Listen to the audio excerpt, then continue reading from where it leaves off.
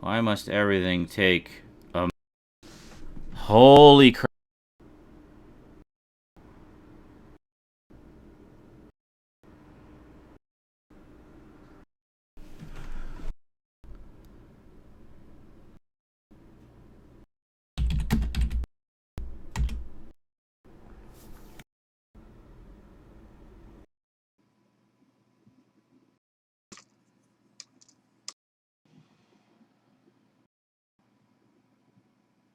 Oh, go for a buck. Started to begin with.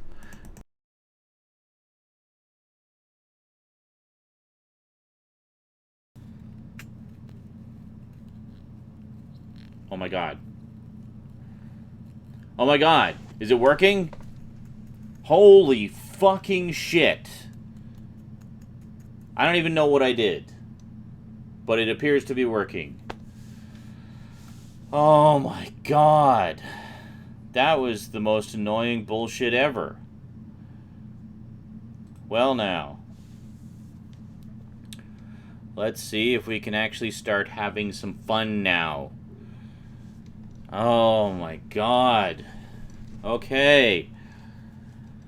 Just hold on. Hold on.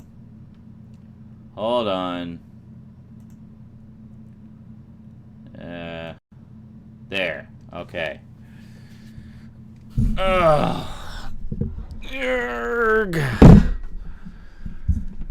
Holy fucking crap. Why? Why did it do that? Why, God? Why? Okay. Good. Well, we got that figured out.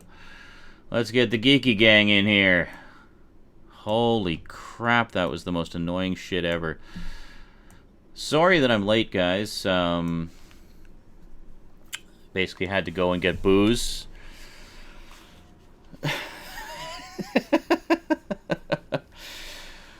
Oh my god! After that hell, I'm glad I got booze. Man. Okay, just gonna find the geeky gang here. Shouldn't be too long. And the subject is apparently Sean is a poo head. Excellent. Okay, hold on. Find it. It's not hard to find. Geez. Bringing up the mixer. Okay. That's what's... Okay, wait a minute. There we go. Oh, wait a minute. You guys are already in here. All right. Good. Oh my god. Now, if you could unmute yourself, that'd be great. I am... God damn it. I am live in the stream. You can hear me in the stream. The stream is like a 15-20 second lag. Oh, you want to mute your stream? Oh, I see what you're doing. Gotcha. Okay. Yeah, I forgot. That's how we did it last week. Right. Gotcha. Okay. Yep. Yeah, so we can talk. Yes, it's coming through. I will mute my camera in here. Okay, good. Good. I think we are organized somewhat. Just give me a moment to get everybody's cameras. I need to... Fuck. How does a blurry blob on my screen? I don't know why I won't focus. I need... It's so ridiculous. Fuck. Okay. Hold on. I'm eating Haribo soda bottle Yes, things. Thank you, Google Plus. I know. Shut up. Did it already give you the fucking thing? No, it was saying...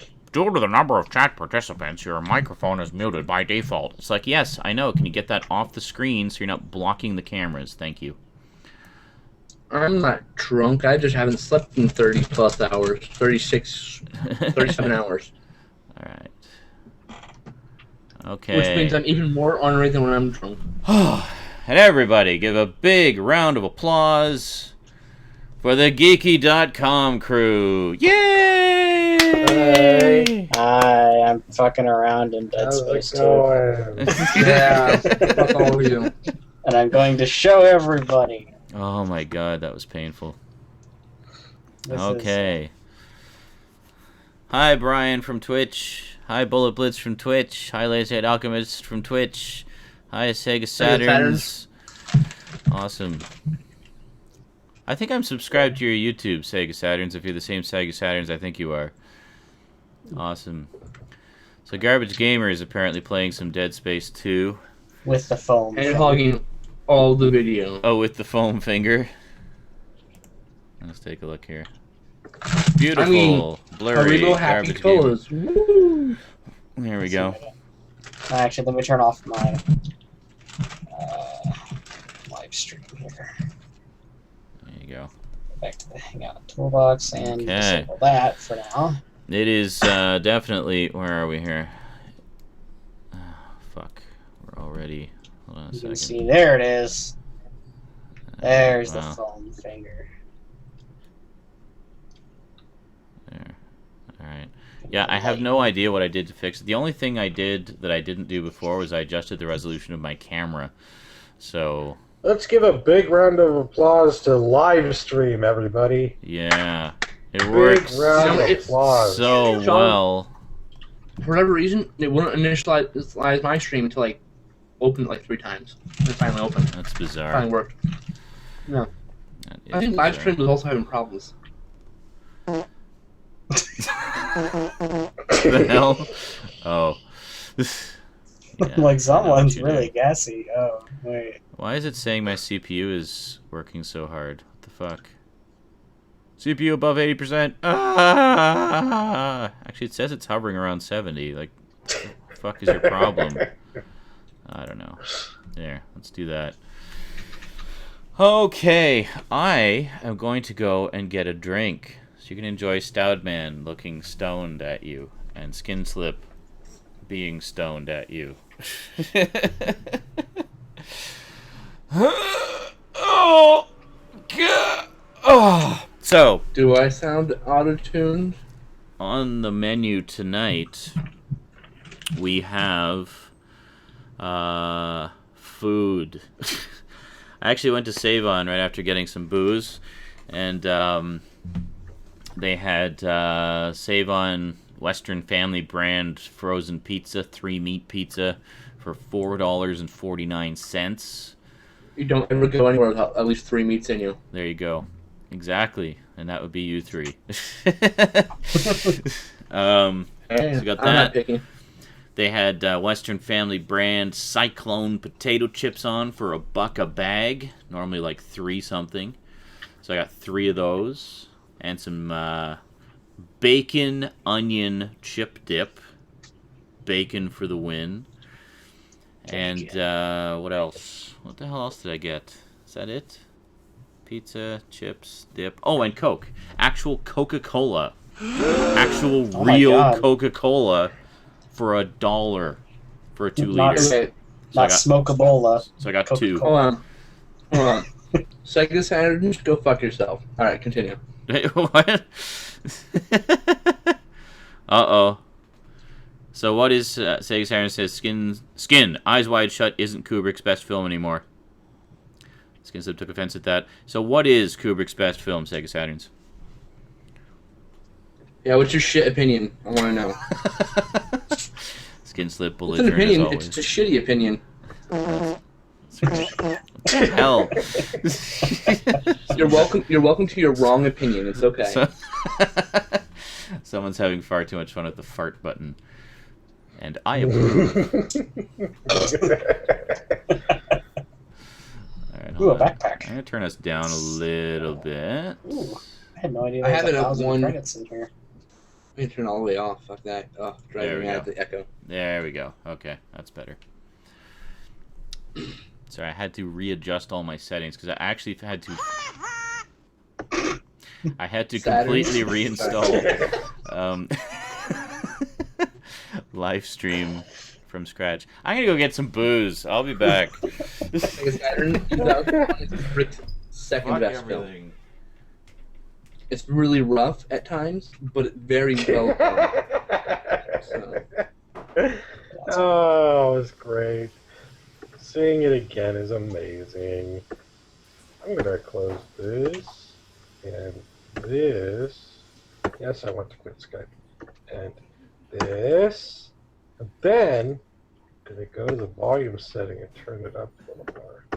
Yes, throughout the night chat, I will be playing several different games. I'm not entirely sure what all the games are as of yet, because I just kind of browse. But I do have over 100. He Yes. doesn't stop playing games. No, I do stop. Actually, I haven't turned on my PS3 in quite a while. Probably because I have over 150 games. I will not admit that you're right, because you're wrong and your opinion's shit, and you should just stop telling people about your opinion because it's wrong. Yeah. Are you giving sound effects to my sick burns, quote unquote? Frankly, my dear, I don't give a damn. Awesome. Oh, bye-bye. Now we're just getting like half sentences. Can people actually form comments? Jesus Christ. Robert Zemeckis? Fuck, let me look at what he's done. I don't have everyone's fucking come on. Whoa, shit, fuck. Zemeckis, are you fucking... I don't remember everything he's done. Fuck. Of course, Back to the That Future was way up there. almost a I just don't know. disaster. Hold on. Give me a fucking second. I got some I on don't my know. keyboard. Hold on. Yeah, I got some on my keyboard. That's And okay. that's When do I pretty ever need the F4 key? I don't close things ever. Here's where you can see my... Geeks What have is very up? high opinions of their own opinions, says Giant Guy. Yes, that's very true. That's very true. Hold on. I just found something out. Well, I mean, you should see whenever someone has a contradictory viewpoint on my YouTube videos. Robert Zemeckis I'm always doesn't open to have a- intelligent discussion, but if people come on and be all douchey about it, then, yeah, He not sicks so me on him. not so welcoming. Robert Zemeckis has never done a better Got all movie. the spillage there. That's I'm right. going to call that right now. However, Alright, Back to I the Future think 3 we're is good. his finest film. Little drop. Back to the Future 3? Yep, it's his love letter to Leone. That makes it better than all the others. But you can choose any Back to the Future, and you'd be right at being his best movie. Oh, fucking Infector. You fucking with me. You're fucking with me, man. I absolutely love number 3 the most, yeah. Not even fucking with you, dude. I'm honest. I love Back to the Future, but I don't necessarily think that it has to be one of the Back to the Future movies. That's his best. That's it. It's phone finger time. Castaway, Contact is like his... Forrest Gump. You know what? Forrest Gump is really good, but I don't find myself going back to Forrest Gump very often. Ooh, actually... Who Framed Roger Rabbit? That's my answer. Final answer. Who Framed Roger Rabbit? There you go. That I can agree with. That is one cool potato. Oh, shit. Alberate? I don't alberate Sega. I already told you before, Eyes Wide Shut is Kubrick's finest film because it's the best laid Bacon, subtext, onion, has dip. the most emotion, and has the Bacon, best onion, shots. dip. Look at my bacon, onion dip, which is way more important than Skin Slip Good for talking your about Eyes Wide bacon, Shut. onion dip. And why is it more important? Because bacon. Irrefutable. Yes, bacon. Irrefutable bacon. The only thing better than bacon is more bacon. Absolutely. Did you see that thing that guy got? It was like a Baconator burger from Wendy's or something, and he got like 400 strips of bacon on it. It was just this stack of bacon. That's stupid. Oh, it was crazy. He couldn't finish it. He started eating it, and he got like, I don't know, 50 strips of Sick. bacon in, and he was like sweating and struggling, and yeah, he was. Oh, you got the meat sweats. He was just done. Meat sweats are dangerous. It's actually not good to get. Your cam appears to be frozen, Skin Slip, just so you know. Oh, no, there you go. It's moving again. I was just gonna turn it off for a minute. Okay. Oh. Yes, Bullet. I like Oh, yeah. film. Smell Period. the bacon. We're all film nuts in here. I'm definitely not. That's Some for sure. more of a film nut than others. But Some more Garbage nut than Gamer film. is the gamer nut, as you may have guessed. So he's been overjoyed that I've been experiencing the wonder and splendor of Twitch lately. I actually don't know much about Twitch, to be honest with you. I'll help you out later with it if you You want. play games live. That's pretty much all you I need to know know. what Twitch is, meaning I've never really had a need to use Twitch. Oh. I wouldn't say anyone Why really not just needs buy to a use grilled Twitch, pig but in a it's bun? That sounds good. it's a very well Alright. put together site, and if you have the guts to play or to use XSplit, it works really well. It's really easy to share your gaming with the world. Well, you Alright. of all people know that I got the guts. So one of my favorite independent drama films, I'm going to put the title right here in the text chat, called God Has a Rap Sheet. Watch. It's about God and the devil in jail. God and the devil in jail? It's fantastic. That is an awesome concept. Yep. And it's called God Has a Rap Sheet. Ooh. Yep. I need to check that out. It's really, really good. Actually, interesting enough, it's directed by one of the Jerky Boys of all people. I remember the Jerky Boys. Damn. I'd completely forgotten about them. The, fatter, not Caucasian one ended up doing... He directed the movie Jerky Boys. Okay. And then he did, he directed God Has a Rap Sheet. That's right. There was a Jerky Boys movie. I forgot all about that. I completely forgot the Jerky Boys. You should continue forgetting the Jerky Boys. It's okay.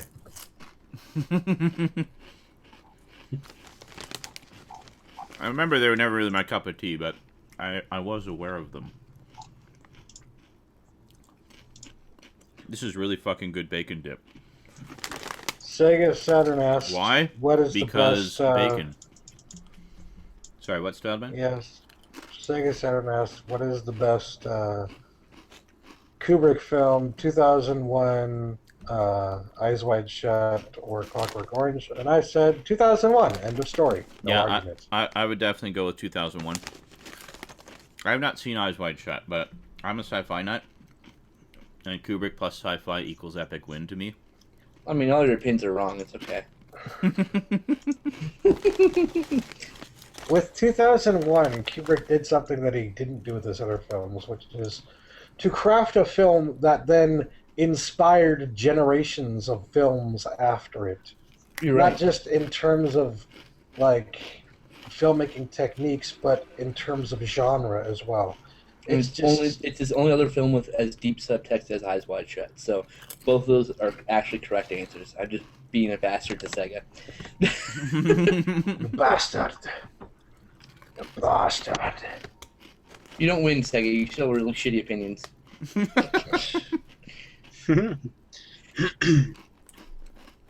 Oh yeah, Philly. I've been wanting to see the Perks of Being a Wallflower. Yeah, I love 2001. It's not just one of my favorite Kubrick films, it's one of my favorite films, period. I just think it's a brilliant film. Now, I do have it on Blu-ray, for those who don't know. I actually have the limited edition Steelbook. It's quite nice. You inglorious bastard. I prefer Inglourious Bastards, plural. The Raptor- one by Enzo G. Castorali. Raptor Rivera says, the best question Sean was asked this week is when Princess Peach asked him, are you the Keymaster? Yes, if you guys haven't seen Super Mario Busters, look it up on YouTube. It is absolutely hilarious. It's basically a flash animation that marries Super Mario Brothers with Ghostbusters, and it's just brilliant and really well done and hilarious. Well, I'm sorry, Saturn. Sonic is only a second fiddle to Mario. We all know it. Well, yeah, and I say that as someone who loves Sonic, but he will always be second fiddle to Mario. Here's my problem with Sonic the Hedgehog. The game is built to troll you. And the reason for that is the game wants you to run fast, but every time you want to run fast, you get hurt.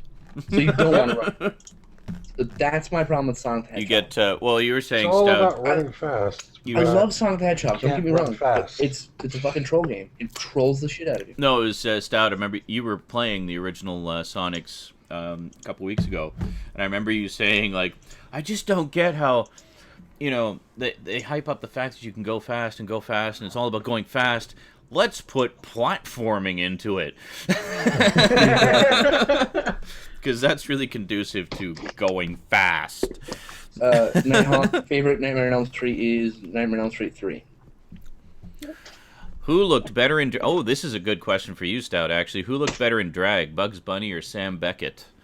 Sam Beckett, Sam of course. Beckett. Quantum Hands Leap down, to win. Fucking bunny, man. I have to go with Bugs, man. I'm sorry. I mean, What? I love the Bacula, Sam but come on, Beckett. he's scary in drag.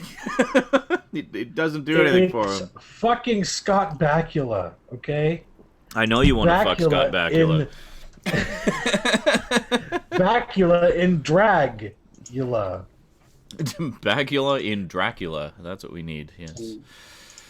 Brad, she wasn't my girlfriend, and you can suck a cock. That's all right. Oh my God, Brad's back. Hey, Brad, how's it going? Back for more abuse, eh? Awesome.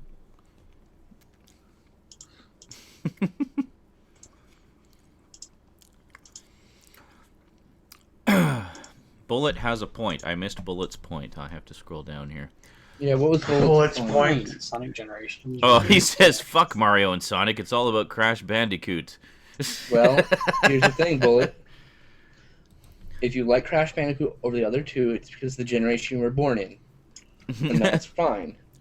You know what I say? Well, Fuck Mario, fuck Crash Bandicoot, fuck Sonic. It's all about Sparkster. what the fuck is Sparkster? God. If you've never played Sparkster, you have no idea. You have not lived, apparently. You have not lived until you've either It's all played about decap Rocket attack, Knight or man. Sparkster. Decap attack, yes. Decap Attack. I remember hearing about that, and then I didn't actually get around to playing it until I got one of the Genesis collections for the PS2, I think it was. I was like, oh, this is kind of fun. A little awkward, control-wise, but fun, silly. Actually, one I really want to sit down and play, like, good and proper, maybe I'll stream it, is Comic Zone. Because I really like what I saw I at love Comic Zone. Yeah, I thought Comic Game it Zone was is so fun. fucking hard. very, very clever game. It's really, literally set up like it's basically, run and jump and beat 'em up and shoot and stuff. But it's all set up like a comic book. Because the comic cards get stuck into his own comic. It's Yeah. pretty cool. Sir It- Daniel. Oh yeah, my it's god. really One cool. of my favorite Genesis games. Oh, that's good Coke with rum in it. That's good Coke. What have I gone? Oh yeah, that's good Coke. Oh yeah. Yeah. Do you have 3 subs and only one name is showing? I don't know. I'm subbed to somebody with a name, I guess, very similar to yours. I think he was a guy who collects Sega consoles. Maybe that was you. Well, that is you. Wait a minute. No, that can't be you. I'm sure you would have more than 3 subs if that was you.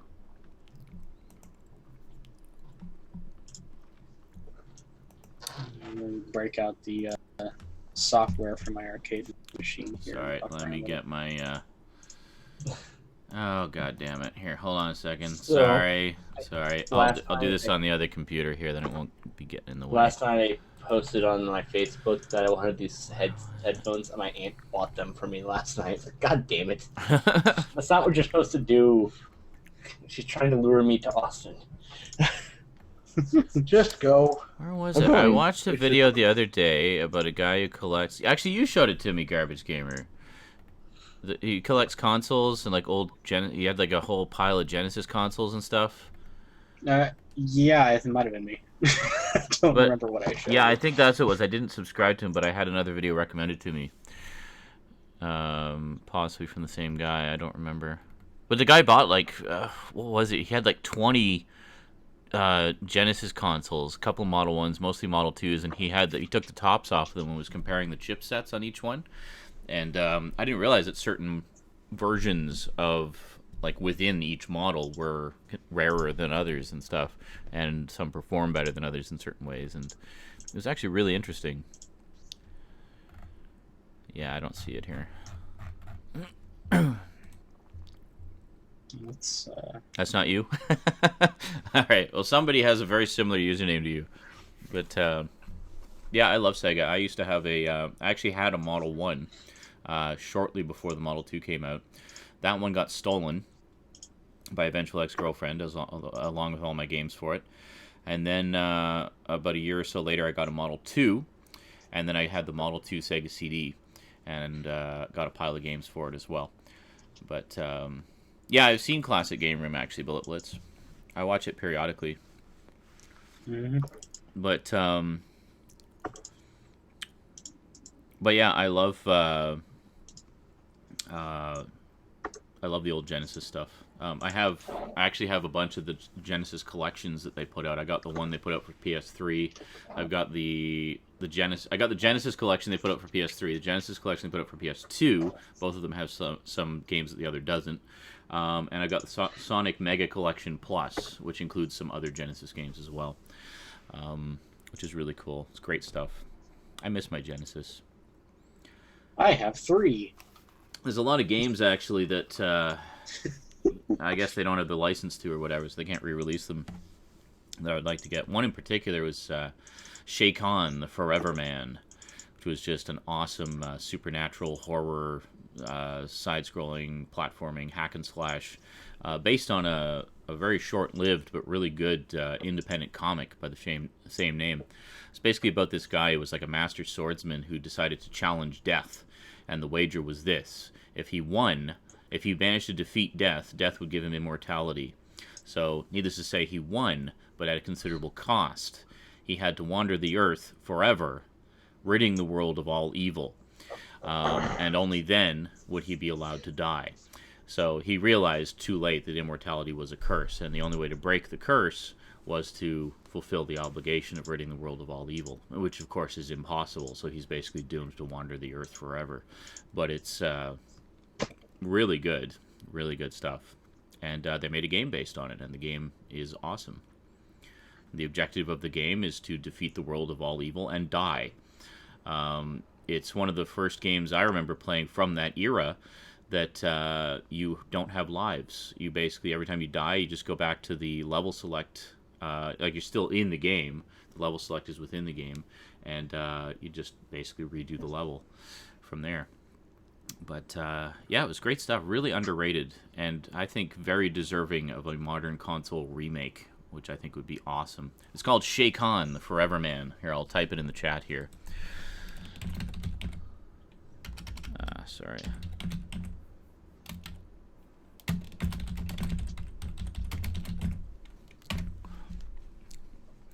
And the comic book was done by Robert A. Krause, who goes by Rack, R-A-K. So if you do a Google search for Rack Graphics, you should be able to find his webpage, and you can get a look at some of the comics. He's still got, they're all still in print till, you can get like packages of them and stuff. But really cool. Really good artist. I wish he'd do more with the character.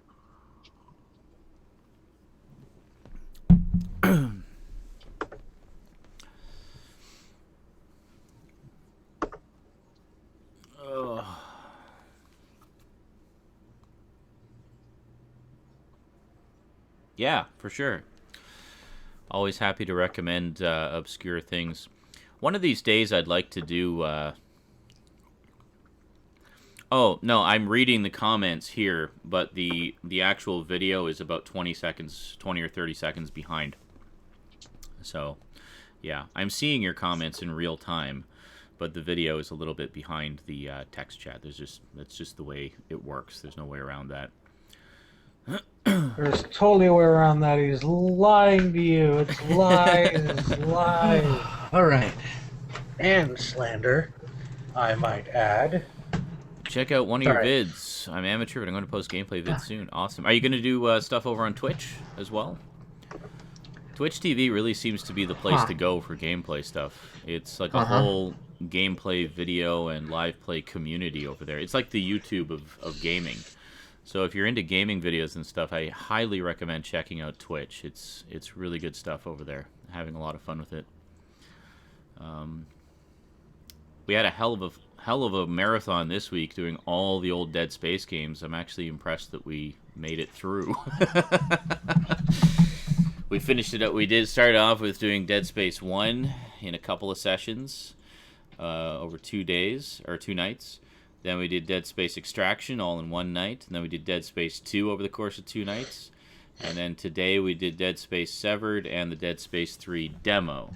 So To sum it up, it was about 40 hours worth of moderation work and sitting there and watching him play video games. I'm not even getting paid, people.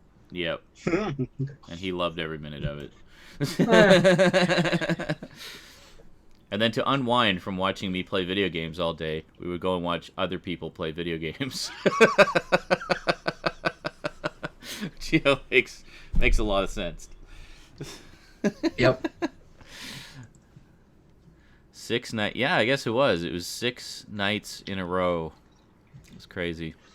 Ha. Oh, wow. I was so glad to get a break today. Oh. And now look where I am. Well, Friday Night Insanity is no work. It's just chilling and being stupid. So enjoy. Nathan, insult people. So much fun. There you go. And Skinslip gets to insult people. And apparently that's what people want from me. They want me to insult them. I don't fucking know. I don't get it. Who am I to deny my fans, you know? Because they're being insulted by a master of belligerence. Belligerence level master.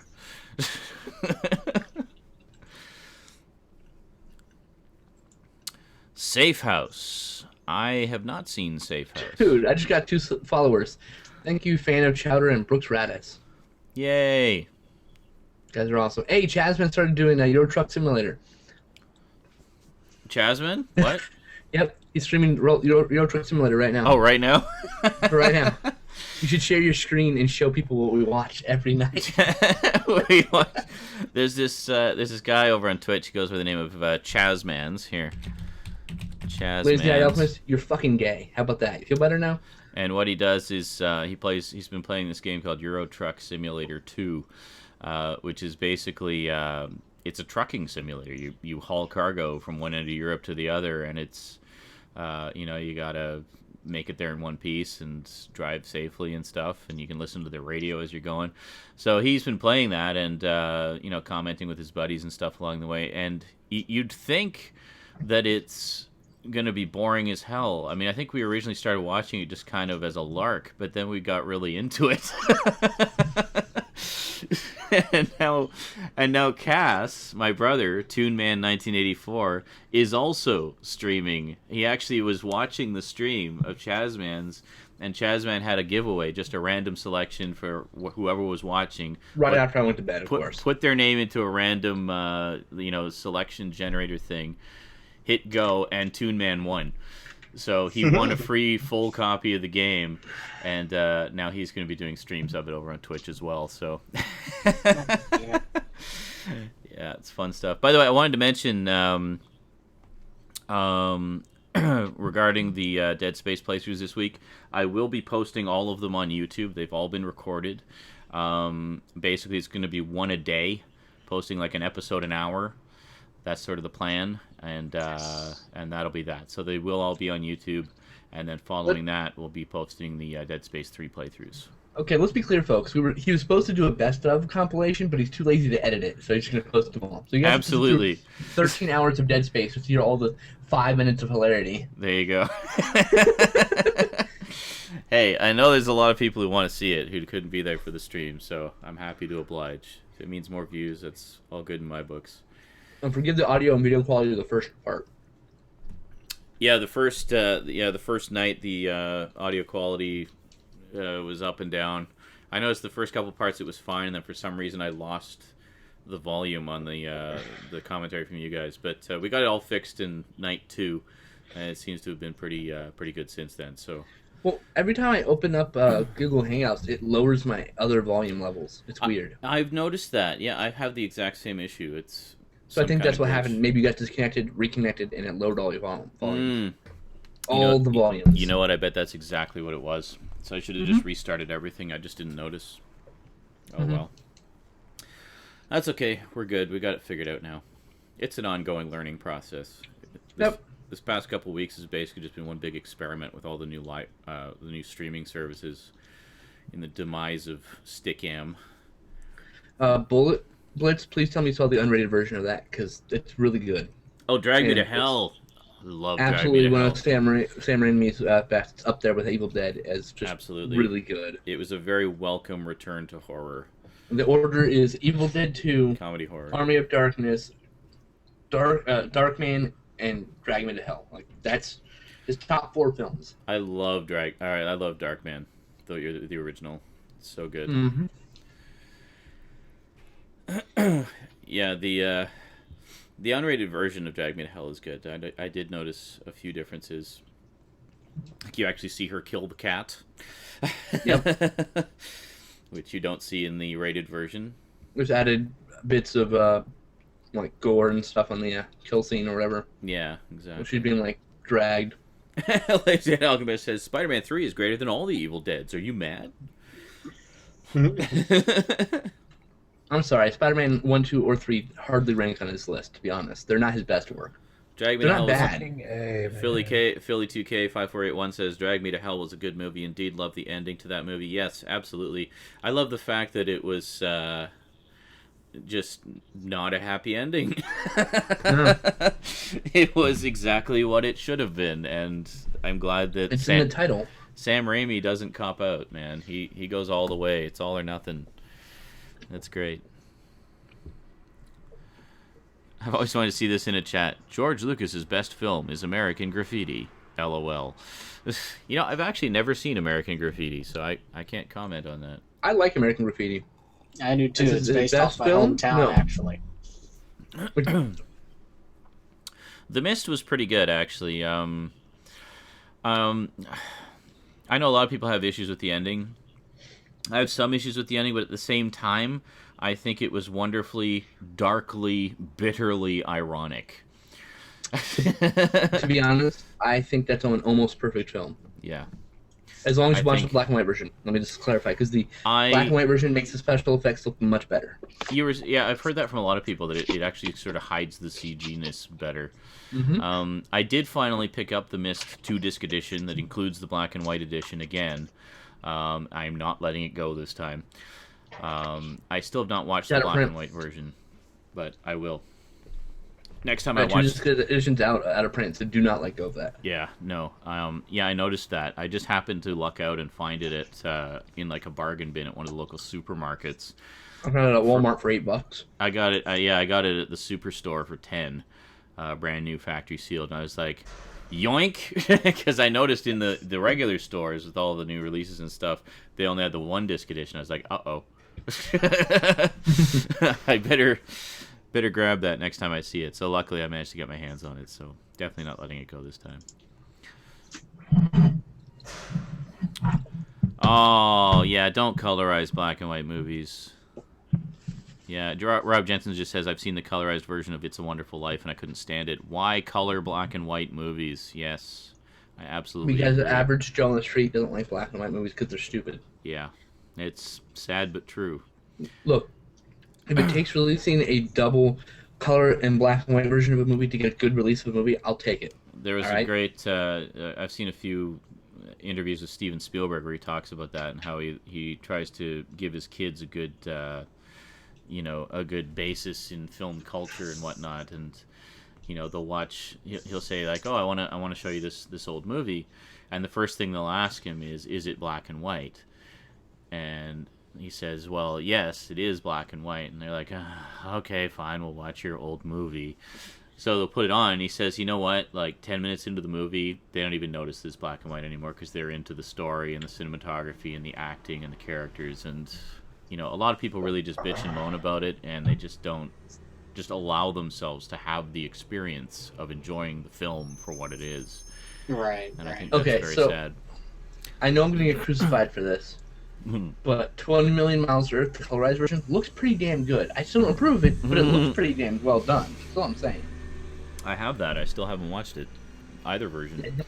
Just look at a few scenes with the Rotarosaurus or whatever Yeah. in color. It looks really good, but Yeah. don't watch the movie in color. No, Yeah. no.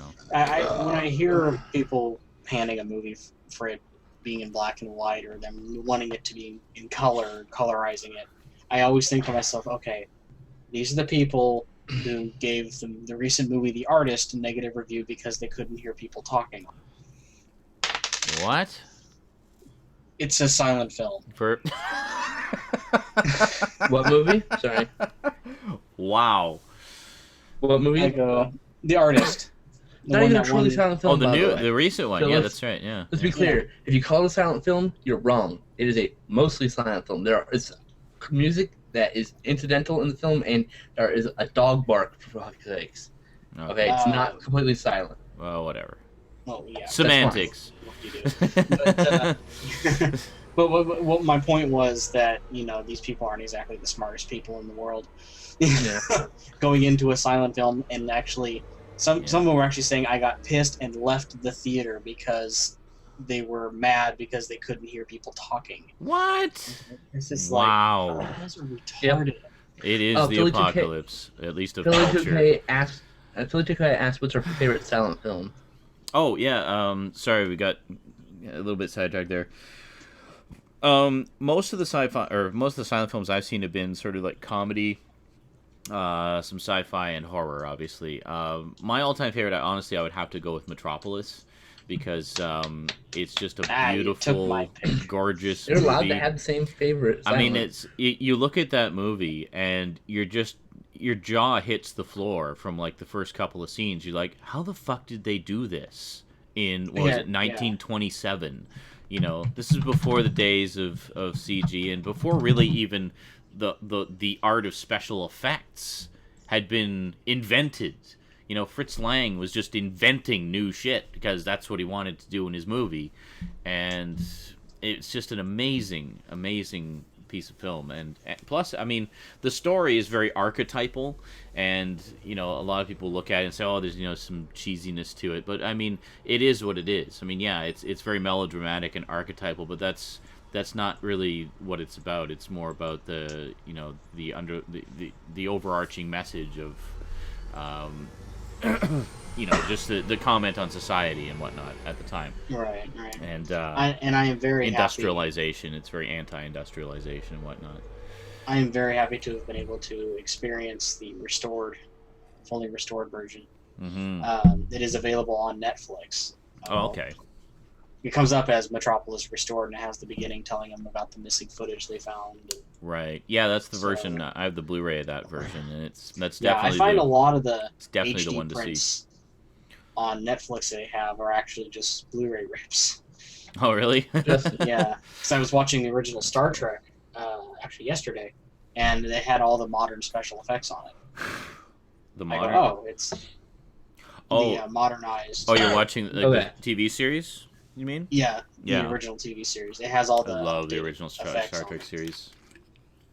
Such All right, just Justin. What's unbridled your favorite silent film? creativity. Stout. Stout. I'm Are tired. you alive over there? What's your favorite silent film? Crashing. It's like it just cuts to Stout.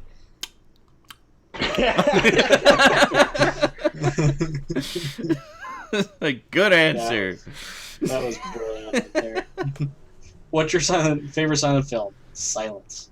Best answer. Oh, I see what you Answer the did question. there. What's my favorite silent film? I don't know. I don't have Intolerance? an answer. Metropolis, maybe? Yeah. We all love Metropolis. Absolutely.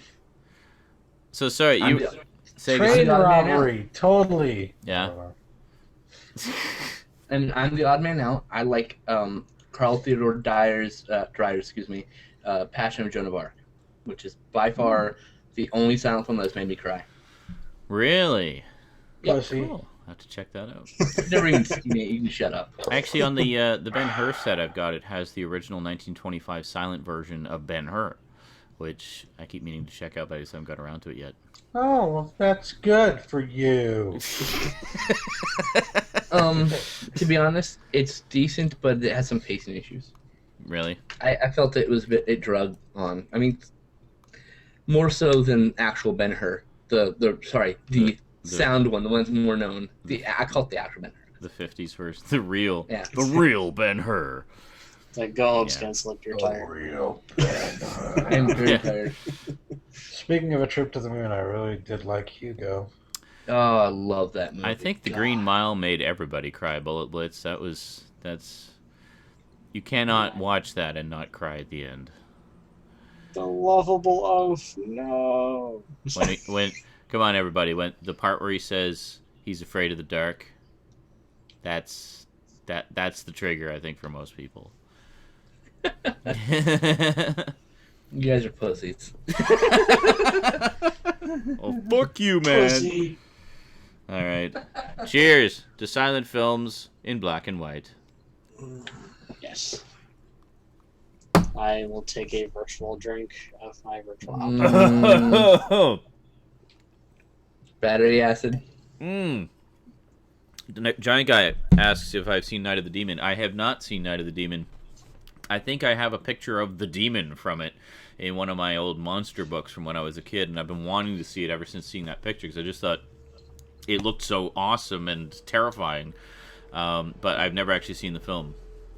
We'll have to sync up on YouTube one of these days because it's all available on YouTube. I Am Legend, Bullet Blitz. Yes, I Am Legend is another one. The dog scene, right? The dog scene gets everybody. Even if you're not a dog lover, the dog scene is brutal. You know what oddly tears me up every time I see it? That one episode of Futurama.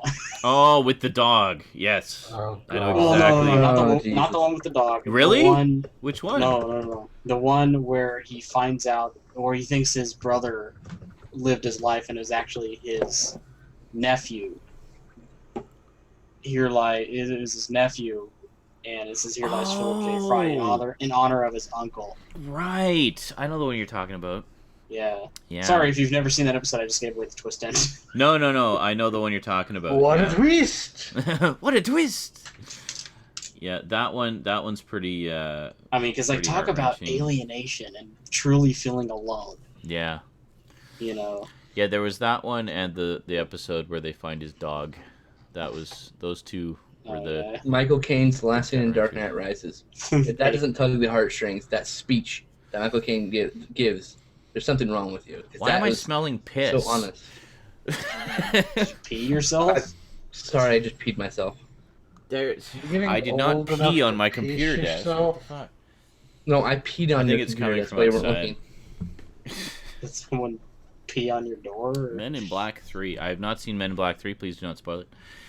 Yeah. E.T. Yeah, definitely. Absolutely. Yeah. Men in white. A.T. Galaxy Destroyers. There's a few moments in E.T. that make me tear up. Yeah. It's just, As long as it's not the shitty special. especially when he's getting drunk.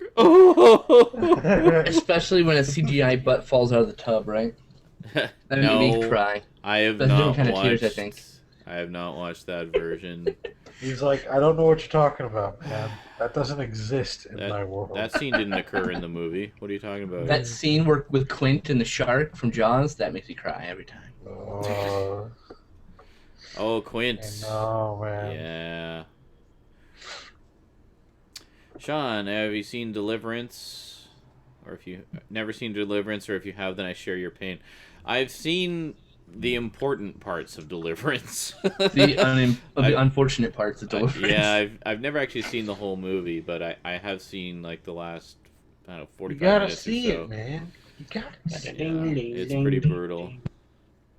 I have not watched Clash and Wrath yet, Bullet Blitz. I haven't had time. This week has been all Dead Space madness. I haven't had time for much of anything else. So, might try to catch up on some movies this weekend. Actually, gonna take a break over the weekend and chillax. Maybe watch some stuff with my homies here on Geeky.com. Home dogs. For shizzle. Sorry. Earlier, someone asked what your favorite black and white movie was. Mine is Breathless. Both is my favorite movie of all time. Yeah, I know you love Breathless. Breathless. There's a few that I really like. Obviously, Citizen Kane because it's just amazing. That's a That's a really good cop-out answer. That is a cop-out answer. I do My like. favorite. Everybody says that, but I genuinely like the movie. Is that such Okay, a crime? Yes. Just choose a different one. Fine. Casablanca is another one. There you go. Not a Love it. cop-out anymore. Love Casablanca. There's a lot of reasons I love Casablanca, actually. I mean, it was, I think it was the movie that cemented me as a lifelong fan of Humphrey Bogart. I think he's just a fucking amazing actor. It's a really more complicated role for Humphrey Bogart than what you often see him in. You know, there's a lot of, you can really feel Rick's pain when what's-her-face comes back into his life. And there's a moment where he actually breaks down, where he's just sort of sulking in the bar, and Sam's playing a nice little thing on the piano for him. And you really feel that emotion and pain. It's just such a beautiful moment, and just a great film. I can easily see why so many people have loved it and cherished it for so many years. It was a long time before I actually saw that movie, too. Like, I just kind of never got around to seeing it. And then as soon as I saw it, it was like, this is one of my all-time favorite black and white movies right here. I completely understand now. My runner-ups are the Japanese version of Godzilla of 1954 and Night of the Hunter. Another one I really like, actually, is another Bogart one, was Treasure of the Sierra Madre, which is a great movie. He plays, again, I've never seen that. A very different kind of character for him. Sunset Boulevard for me. Yeah, that's a good one. I need to see Sunset Boulevard. Something like that. Is that black and white? Yeah. I thought My was favorite color. black and white of all time has to be Day the Earth Stood Still. Oh, That's a good one. Yeah, that's a good choice. There's just something I purposely bought the. A lot of people pan the new one. Yeah. I think they took liberties where it needed. It's not a horrible movie. It's not a great movie. It's a decent adaptation, is what I find. But the reason I bought it is the Blu-ray is because it came with the 51 version. Nice Blu-ray remaster. It is in black and white. Nighthawk asks, have I ever seen Nosferatu? I have not. Oh, the 1979 version. I have not actually seen the 1979 version with Klaus Kinski. I've been wanting to see that. Nacht is so creepy. Yeah, I've been wanting to see that for a long time, because I've heard it's actually a very well done remake. Klaus Kinski is super creepy. Like, I have nightmares of that version of Klaus Kinski. I love the silent version. I've seen the silent version quite a few times, and I absolutely adore it. But I've not seen the 79 version. That and A Grey Wrath of God are Klaus Kinski's most fucking scary roles. Yeah. Oh, I actually have one where he plays Jack the Ripper, and it's a very sexually charged Jack the Ripper movie. It's quite disturbing in parts. Sexually charged. Yeah, it was like I forget what it was. It was during the 70s, like the 70s experimentation period. I will find out for you. Where they were really starting to push the envelope of violence and nudity and more adult content in horror movies. I thought it was pretty good, like, as far as being a product of that era. And Klaus Kinski is sometime in the 70s. I think it was like the mid 70s, maybe even early 70s. I'm not sure. I got it on like a 3-pack of 70s horror movies a while back. Yeah. An underrated black and white Jack Tripper, movie. not Jack Tripper.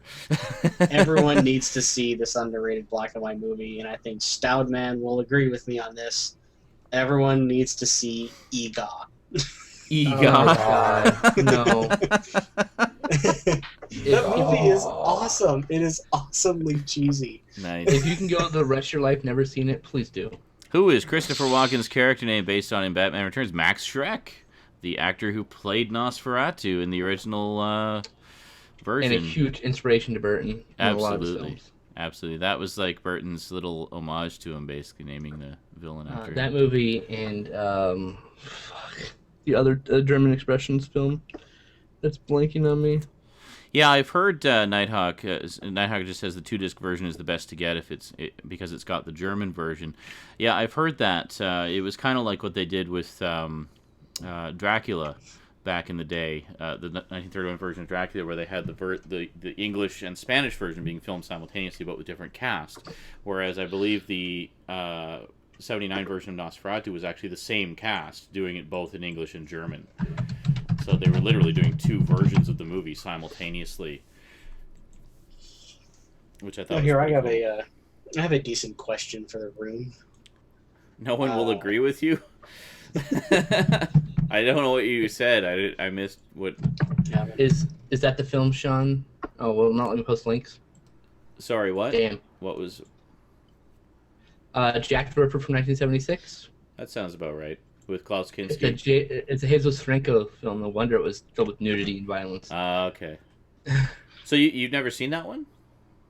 I've never seen it. I haven't seen a lot of Jesus Franco stuff. Oh, His okay. movies tend to be not good. Well, we should check that one out sometime. I actually kind of enjoyed it. I think you might like it. All right, what are we saying, Eric? Plus, it's got Klaus Kinski. I just had a question for the room here. What is everybody's favorite exploitation movie? Exploitation movie. Well, Skinslip has a list of thousands to choose from. I haven't seen nearly as many as I'd like to. Hobo with a shotgun. Technically, that counts. Yes. Although that said, Hobo with a shotgun was pretty damn good. I have a couple of stereotypical likes. You know, I like Blackula. Yeah, I know. You just saw that for the Blackula. first time recently, Jesus. didn't you? Yeah, it was when we flipped off cable and I caught it over the air. Oh, that's right. You did it like a double bill of both Blackula movies or something. Yeah. That's awesome. I still have to see those. It's terrible in that awesomely fun way. It's Mhm. it's not good, but it's not the worst film either. I mean, Oh, it's obviously worse. When you Raptor have Rivera says Grindhouse. I love Grindhouse. I think it was awesome. Grindhouse doesn't count. No, because it's an When you have a homage total to hit exploitation moment, movies. Exactly. But yeah, you know. Sorry, it just doesn't count. I apologize, but I'm not trying to be a dick. It's a good movie, don't. It just yeah, for doesn't sure. count. He's totally trying to be a dick, by the way. John, favorite exploitation film? I'm trying to think. I honestly I don't know that I've seen enough to be able to make an informed choice. It's a genre I'm sadly lacking in. I'm just looking at my shelves to see if anything sort of leaps out at me. I personally like Santa Claus Conquers the Martians. I don't know if I call that an exploitation film. I don't know if that's. It's Yeah, just. that's just. It could easily be filed under one. I because am it's going so- to go with Last House on the Left, the There you original. Yeah, Good choice. yeah. My favorite that is exploitation film of all such time a is disturbing Big Mama's film. House 2. Big Sorry. Mama's House. too. Okay. Well, your discussions about Tyler Perry in the past, that would classify as an exploitation film under your interpretation. No, that technically counts as an exploitation, exploiting a specific comedic idea to the point in which it's no longer funny. Bullet Blitz has a interesting answer to that. It's actually I don't know if you're referencing the TV show, but there's actually an exploitation TV show called Black Dynamite.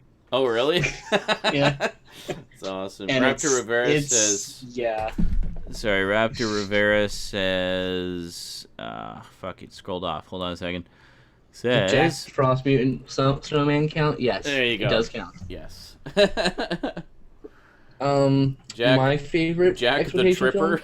film? My favorite exploitation right now is Drive Angry with Nicolas Cage. We were talking about that last night after the video games. Yeah, I really need to see that one. I do love me some Nicolas Cage craziness. Cage Team's really good. Ernest Goes to Jail, I guess that can count as an exploitation film. Though I think at that point he was still popular. It's when you get like Ernest Goes to Africa or Ernest Goes Back to School or some of the shittier ones, that's more of an exploitation of the name. Ernest Goes Back to School honestly wasn't that bad. But or Slam Dunk Ernest, all those are there to exploit the Ernest name, not necessarily to make a good movie. Where Goes to Jail, Scared Stupid, and Saves Christmas, and Goes to Camp are the four like better films. Yeah, totally. Yeah. Jim Varney, R.I.P. They were totally Definitely a loss to our modern culture. exploitation films. Oh, got it. Jim Varney was a Shakespearean actor who He got was. stuck in a role. I know. that he didn't always love, but he still was happy enough that it made him money. You know, like For sure, yeah. I'm sure he was just haunted by it every day of his life. Oh, no doubt. No doubt. Best comic book based movie. Yeah, I was just gonna read that. Best comic book based movie. Sorry, Sega Saturns was just asking if anyone has seen The Keep with Ian McKellen. I have not actually seen it. I've heard of it, but I haven't Yes. Don't ever see it if you can help it. It's a really badly paced film. seen it. Oh, really? And Best comic book based movie. So, That's a hard one. yeah, so then best. I'll go last for this one because I don't think anyone will guess it. X-Men 3 exploitation film. X-Men 3 is an counts. exploitation that does count. Yes. So Bullet That Blitz totally asks, counts. "What's the best? What do we think is the best comic book based movie?" That's a really hard It question. is. I've got a lot of them, obviously. I know, I'm looking at like a whole half section of my damn shelf. Just name one that you really like. It doesn't have to be your favorite because we all have. I like- really liked The Incredible Hulk.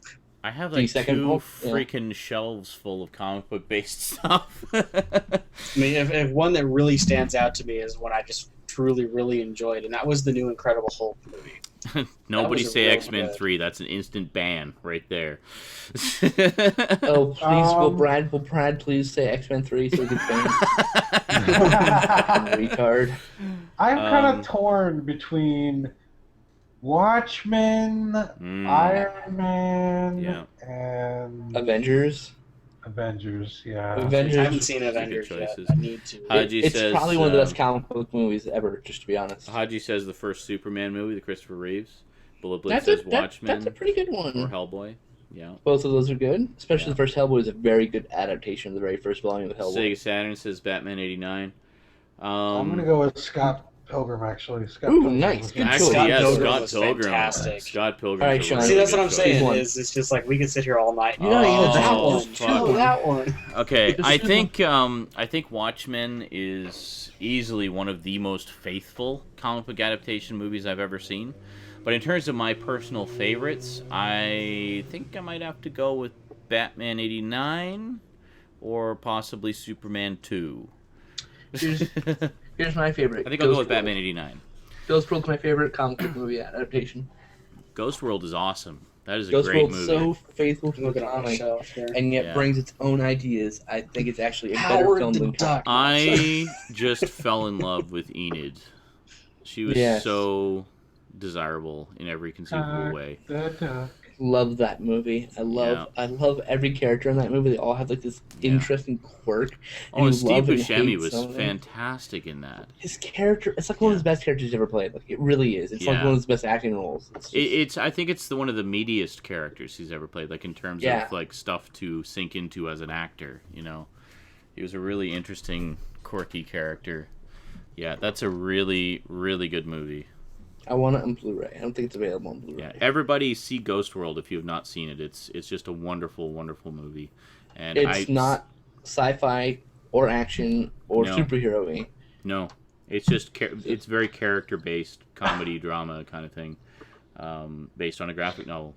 And That's actor turned director. I sadly have not read the graphic novel. I've been meaning to for years. I just haven't got around to it yet. But Haji asked, "What's the best actor turned?" best actor turned director, Clint Eastwood, hands down. Hands down. Yeah. Although No, I hear no. Next. I hear that No. Next. I have Next. somebody Chad has an else to put opinion. in there. you're gonna No, say Ben okay, so you Affleck. Ben Affleck. Yeah, yes. I knew Thank it. you, no. He's directed what, 2 movies? I don't think it counts yet. We'll see if he hits the ball out of the park on the 3rd time. I'll agree with you. But are they two He good has movies? directed 3 movies. What was the 3rd movie? He did Argo. He did. Okay, I haven't seen Argo, so Gone, and he did. okay, you're the town. Yeah. okay. And Argo is good. Was apparently good enough that it was winning a bunch of awards. So at least. I will now accept your nomination as Ben Affleck as second runner-up. But The I'm judges not will now sure- accept Ben I- Affleck as Honestly, an answer. I agree that Clint Eastwood best, Yeah. but Ben Affleck could very easily become like the next best. Joshua Bobcat Goldthwait has only directed 2 movies. And Both of them that's, are excellent. So we and can't be accepted until you do 3 movies. I'd just like to say, and Ben Affleck has apparently that's the one that surprised everybody, because Yeah. he's always been sort of one of those actors who everybody kind of likes, but it was never really awesome as an actor. I always fucking but- hated him as an actor. Really? When I found out how good he was behind the camera, I'm just like, stay there, stay behind the camera. I never You're really. good there. I didn't really mind him as an actor, but I wouldn't go and see a movie Bobcat just because Ben Goldthwait Affleck was in it. has kind of thing, done you know? more than 2 movies. But if he's I am in shocked. something that I'm watching, I'm not offended by his presence. So Bobcat Goldthwait has done 4 movies. Really? So I didn't guess even know he counts. was directing now. Where the fuck have I been? He did World's Greatest Dad, which is a brilliant movie, and God Bless America, which is a brilliant movie. World's Greatest Dad is so sad. It's It's like brilliant. he takes dark comedy and makes it darker than you've ever expected any dark comedy to be. Another one that we completely neglected to mention, Danny DeVito. Oh, Danny DeVito's Sly Stallone. Yeah, Danny DeVito's fucking awesome. So I You could also say Rob Reiner. Yes, Rob Reiner. Yes, right. Absolutely, Rob Reiner. I have to say that I'd say he Rocky rivals Balboa Clint is Eastwood. Sly Stallone's best film.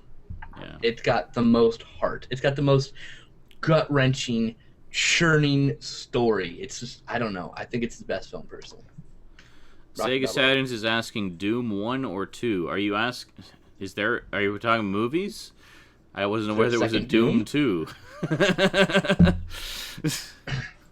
I haven't seen almost anything Steve Buscemi has directed, unfortunately. The only thing I've seen that Steve Buscemi directed was an episode of The Sopranos.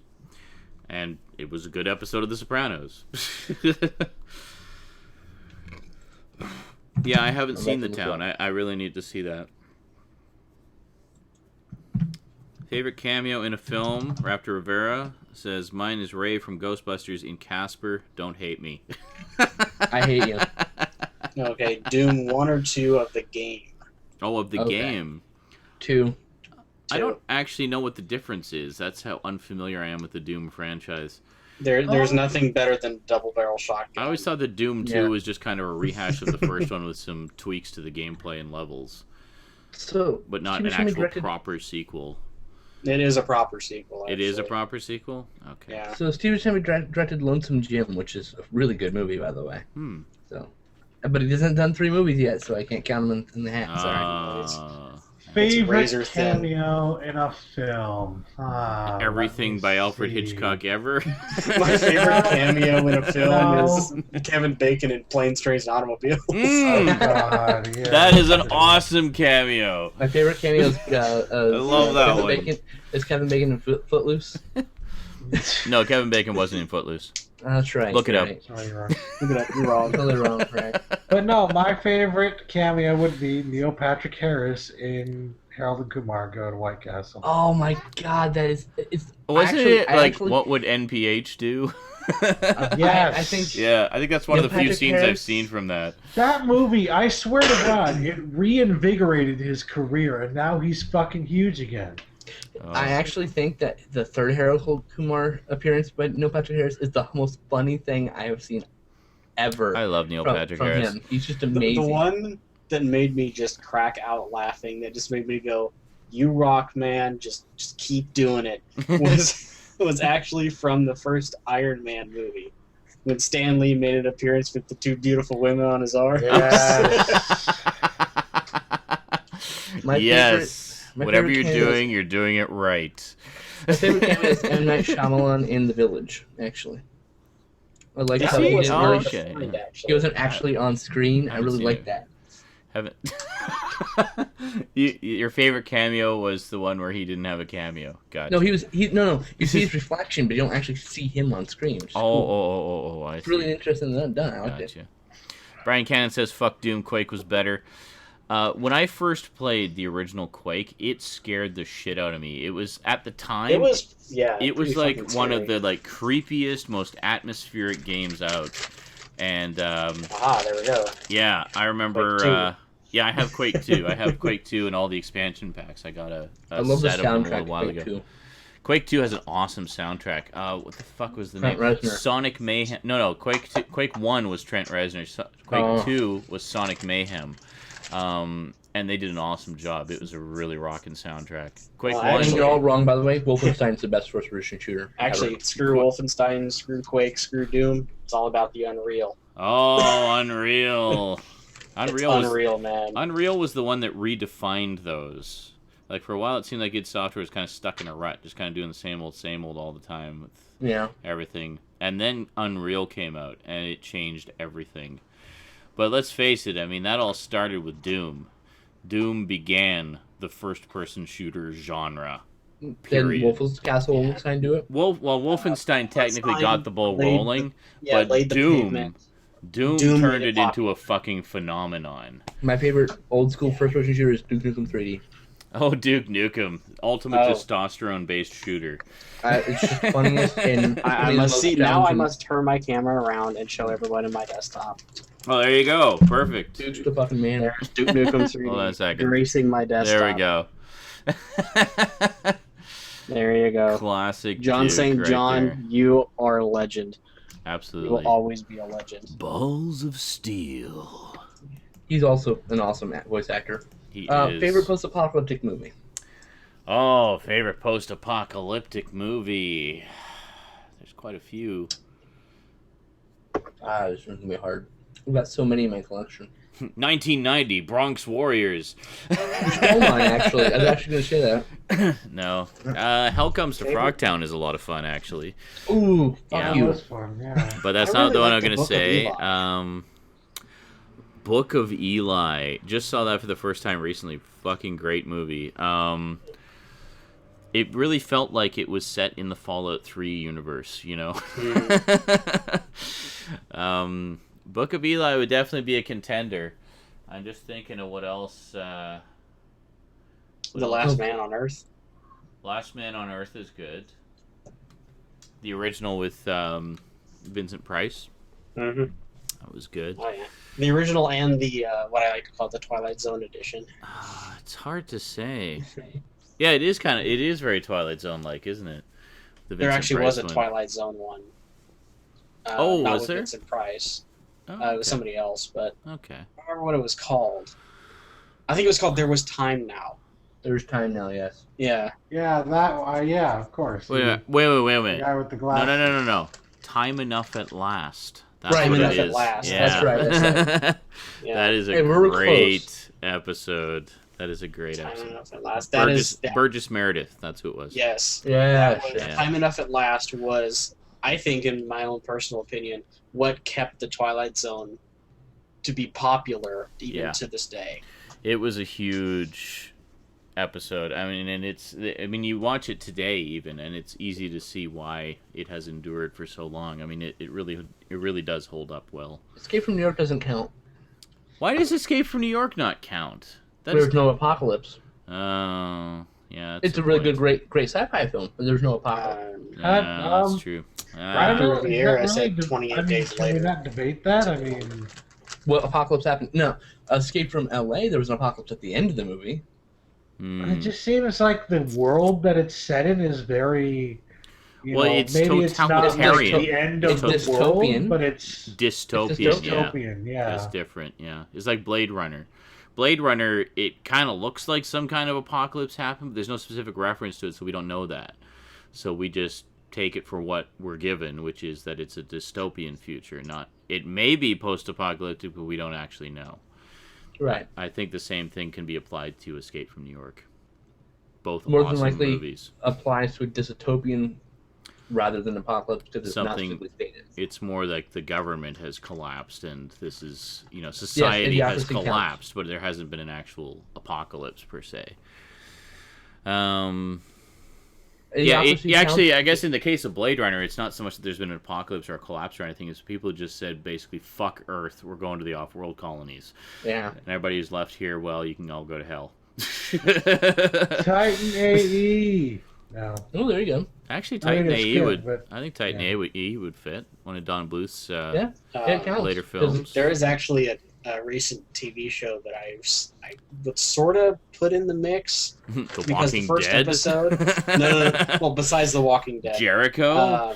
The first episode was really good. Then the show kind of fell off. Terra Nova. Terra Oh, Nova I heard about actually that. got a little bit better in the later half. I need to start seeing the newer episodes. I watched like the first 3, and it kind of started to feel like the It sags in the same middle. thing. That's the thing. Yeah, It's it really does. sags in the middle. Okay. Apparently, my friend loves it. Just apparently picks up. It starts ramping up. I really half can't season. think of any. Brian post-apoc- Brian said movies. Matrix. Matrix would definitely be post-apocalyptic, I think. Yeah. I can't think of any that I would Matrix is like a good to choice. favorite because No, I'm not related to Mark Wahlberg. It's hard to say. Like, honestly, like a lot of what's in that genre is sort of cheesy B movies from the heyday of VHS direct-to-video releases. There's not like a lot of really good stuff, which is kind of I was annoying. going to say Boy and His Dog, but I really like Hell Comes to Frogtown. Yeah. And Really I like still need to see a boy and his speaking of dog. hell, I still need That's to see the a one boy I and his dog. forgot. speaking of 9. hell, Is that your speaking of favorite? hell, speaking of hell, Yes. Howd. there's Stout. Speaking of hell. this indie movie called Hell that is a post-apocalyptic movie. I just recently saw it for the first time. It's just fucking awesome. I don't know if I'd call it my favorite, but I have to mention it because it was really good. I'm actually going to revise my statement and say Rain of Fire. Rain of Fire. Yeah, Raptor Riviera had one that I completely forgot about. I'd only seen it once, and that was 9. 9. The one that I saw the movie trailer Wait, for, and I thought it was the for a animated video one? game.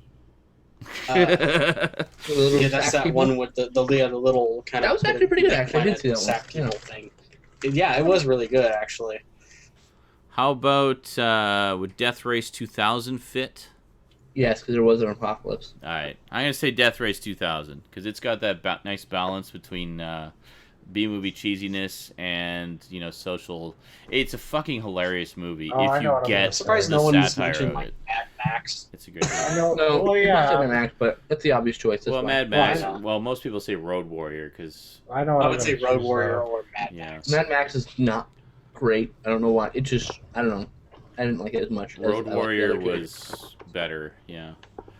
I like Beyond Thunderdome. Thunderdome was basically Mad Max Goes commercial. but Thunderdome's actually two Haji- movies shoved together. But it's enjoyable for cheese. And I don't Tina think Turner, Shaun of the course. Dead works as post-apocalyptic because it didn't go apocalyptic. It's ongoing. That's why. It's Yeah. ongoing. Like it never It's actually went An there. apocalypse film. It's during the apocalypse, yeah. Yeah. Yeah. So Yeah. Threads, my favorite. Oh my Oh, fucking god, fuck. yes. that movie gives me damn nightmares. Threads. I now cannot No. listen to Firestarter by Prodigy anymore. You're welcome. I think I would choose for my favorite. Good lord. For my favorite, I think I would choose 7 Monkeys.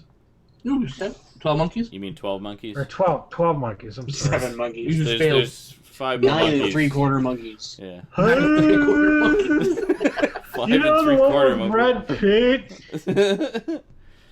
I love Brad Pitt. Threads is Water amazing. World if you're drinking your I own actually piss. really like the Waterworld. The Waterworld extended cut is actually a good movie. Really? That extra 40 minutes. Oh, makes see, all of the Spotted difference. Feather, like a true Doctor Who fan, says Dalek Invasion of Earth. It's actually not a bad choice. If we're just talking No, post-apocalypse stories in it's general, good. that's a really good. Oh yeah, Planet of the Apes. Fuck yeah, Planet of the Apes absolutely duh. counts. Every single Planet of the Apes. Raptor Rivera actually just recently saw the Planet of the Apes franchise for the very first time. Just marathon the whole damn thing, skipping over the Tim Burton version. Bless his soul for having the foresight to do that. None of the And, apes totally counts. Yeah, great stuff. You don't think Planet of the Apes counts? Are you mad? It counts. It absolutely It counts. definitely They counts. fucking blew up the world. It has that iconic line. Yeah. They blew it up. Robot Jocks, which I still have to watch. I have the DVD. One of my viewers sent it to me. Oh, Robot Still Jocks watch is good. I would- Well, I Some didn't of send them- that to you, did I? I don't remember. Somebody gave it to me. Daybreakers. It might have been you. I haven't seen it yet. I own Daybreakers. I think I sent it to you actually. Logan's Sean. Run. Logan's Run is another good one. For I haven't sure. seen it yet. Yeah. You haven't seen Every Logan's time- Run? Really? Please, let's not bring it up. Yes, I know. I also I've haven't seen seen it already. Logan's Run. So Wow. I need to. I've been wanting Just to. commenting, not judging. Yeah, you're judging. I hear your voice. Well, I'm maybe defending judging a little myself. bit. Right. He hasn't seen Logan's Run. I know the premise. I know the premise of the film. Did you say the I've even premise? Seen The premise? You know The premise? You know the premise? the premise. Shut up. How's that I feeling? I know the premise. I saw the Family Guy sketch. Okay. Oh, okay. There you go. Best disaster movie. Let's start with Stout, because I know his choice, and I want to hear it. Best The disaster. side movie. adventure? There you go. And my choice is Tower Inferno. Because guess what, folks? All your disaster movies pale in comparison. I am Pale gonna in have to say comparison. now. Hear me out on this. I'm gonna have to say The Day After Tomorrow because it's the only post-apocalyptic, whatever Fuck disaster. anything made by Roland Emmerich because that's all he ever does. I can't even defend myself, can I? I was going to say, 'cause Apparently it's not. the only one that wasn't pretentious made in the last 10 fucking years. Awesome. You know, so It was it's just extremely pretentious. Extremely. wasn't? What was pretentious It was about it was a fucking movie all about global warming right after the fucking Inconvenient Truth movie came, or documentary, I should say. It was came probably the most hilarious adaptation. That of movie is people Target was awesome. exploitation global warming right is. there. It's Not this- exploitation. 2012. Twister. Day after Twister tomorrow should from have been Bill Paxton versus Mother Nature. Exploitation. Yeah, that's good. It's a good exploitation film because it exploits a subject. It's good, but If you don't choose an Irwin Allen film, you just fail as a film fan. The end. Also- Oh, I so said- you're thinking like Yeah. Earthquake or something like that, right? Earthquake Like, is awesome. Yeah, yeah. What was it? Wasn't it the Battlestar Galactica pilot actually ripped off shots from Earthquake? Yeah. Yes, it did. Actually, no. It was that they filmed on the Earthquake set at Universal Studios, which Okay. became part of the tram ride. So it looks like similar scenes from Earthquake. I'm pretty sure they ripped off actual shots from it and just like superimposed Cylon ships over top of it. God, I could have swore not, but I want to double check now. Spotted You know Fender what I says the love? Returner. Oh my god, I swear I thought it was the only person on Earth who had ever seen Returner. Returner's awesome. Yeah, I liked Returner. So that's more people that There are know, two. have seen it. I know two other Apparently- people who've seen it. I know one Apparently, other according person, my to, friend who showed it to me. That's There you it. go. According to Bullet Blitz here, Inconvenient Truth came out in 2006. Day After Tomorrow was 2004. Doesn't matter. Really? it came out around the Because same time. It was Whatever. based on the same Still a fucking ripoff. shit. I Inconvenient never Truth called was, it a ripoff. I just said it was Inconvenient the Truth same was running the fucking shit. festivals for like 2 years before it was released at theaters. Okay. Yeah, that's So- true. Day After Tomorrow played at festivals? What? No. No, Inconvenient Truth. Inconvenient Truth. Did I say the after tomorrow? I'm sorry. I meant Inconvenient Truth. Oh, I don't know. I think I just misheard you. No, you want to talk about a pretentious movie? You talk about The Perfect Storm. The core, perfect. Oh Storm. yeah, fuck the Perfect Storm. Yeah. No, Seriously dude, hate the that. finest disaster film ever made, hands down, has got to be Volcano. This is what I'm saying. Oh. I was gonna talk about a volcano, but everybody was talking about everything else. I got Okay. shit to say here. Okay, Alright? go ahead. The You're gonna ending of that defend movie, Volcano? if you guys remember the ending of that movie where everyone's covered in ash and that little boy comes out and he's just like, we all look the same now. It's just like, it's such an epic, like, wow kind of moment in a movie that every other part of that movie is total and complete shit. It doesn't fit. It's just like, this is great. Where the fuck was this the entire movie? My favorite part of No. Volcano is when the guy unrealistically jumps into lava, slowly sinks into it, and throws the guy like 12 feet. Yes. Yeah. Hey, Melting that into was a lava. wonderful, heart-wrenching moment, man. That guy was nice. He At was that a point- nice guy, and he got melted. I nearly walked out of the theater. I saw that in theater. Really? You know what I liked about it was the fact that he's like, ah, while he's burning, and then it gets like up to his internal organs, and then he's just like dead, and then slowly sinks down. I thought that was a nice touch. Good attention yes. to detail. Galactica He would've 1980 edited burst into earthquake flames footage and into been it. dead before he even hit the lava.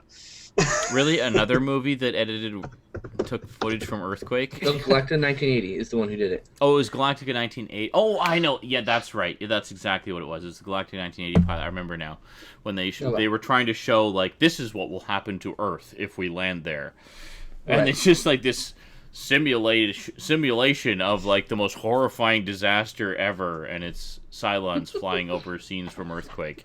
Yep. Someone said Design Adventure. It's like, okay. Thank you. Okay, Cosmic Whiz Kid, you've made your point. Really? Do we need to watch another 20 minutes of this simulation? We get it. Don't land there. Bad. Okay, got it. Let's move on now. What do we do? Just stop. Just stop with the fucking shit, dude. Best Charles Band film is Robot Jocks. Well, I guess he didn't really direct it, but he Robot Jocks. Come on, man. Dr. Mordred. actually directed Dr. Murder, I'm pretty sure. I think he did. I'm about to look him up right now. He I had. can't If he remember. didn't, he had a lot to do with it. I know that much. Well, Full Moon produced it. No. At the very Best Charles Band film, The Dungeon Master. There you go. Did he direct The Dungeon Master? Well, he was one of the directors. He did not direct The Dungeon Master. What? Really? Yeah. Wow. He wasn't even one. It was like they had like 7 directors. Like each directed a different segment, or 5 maybe.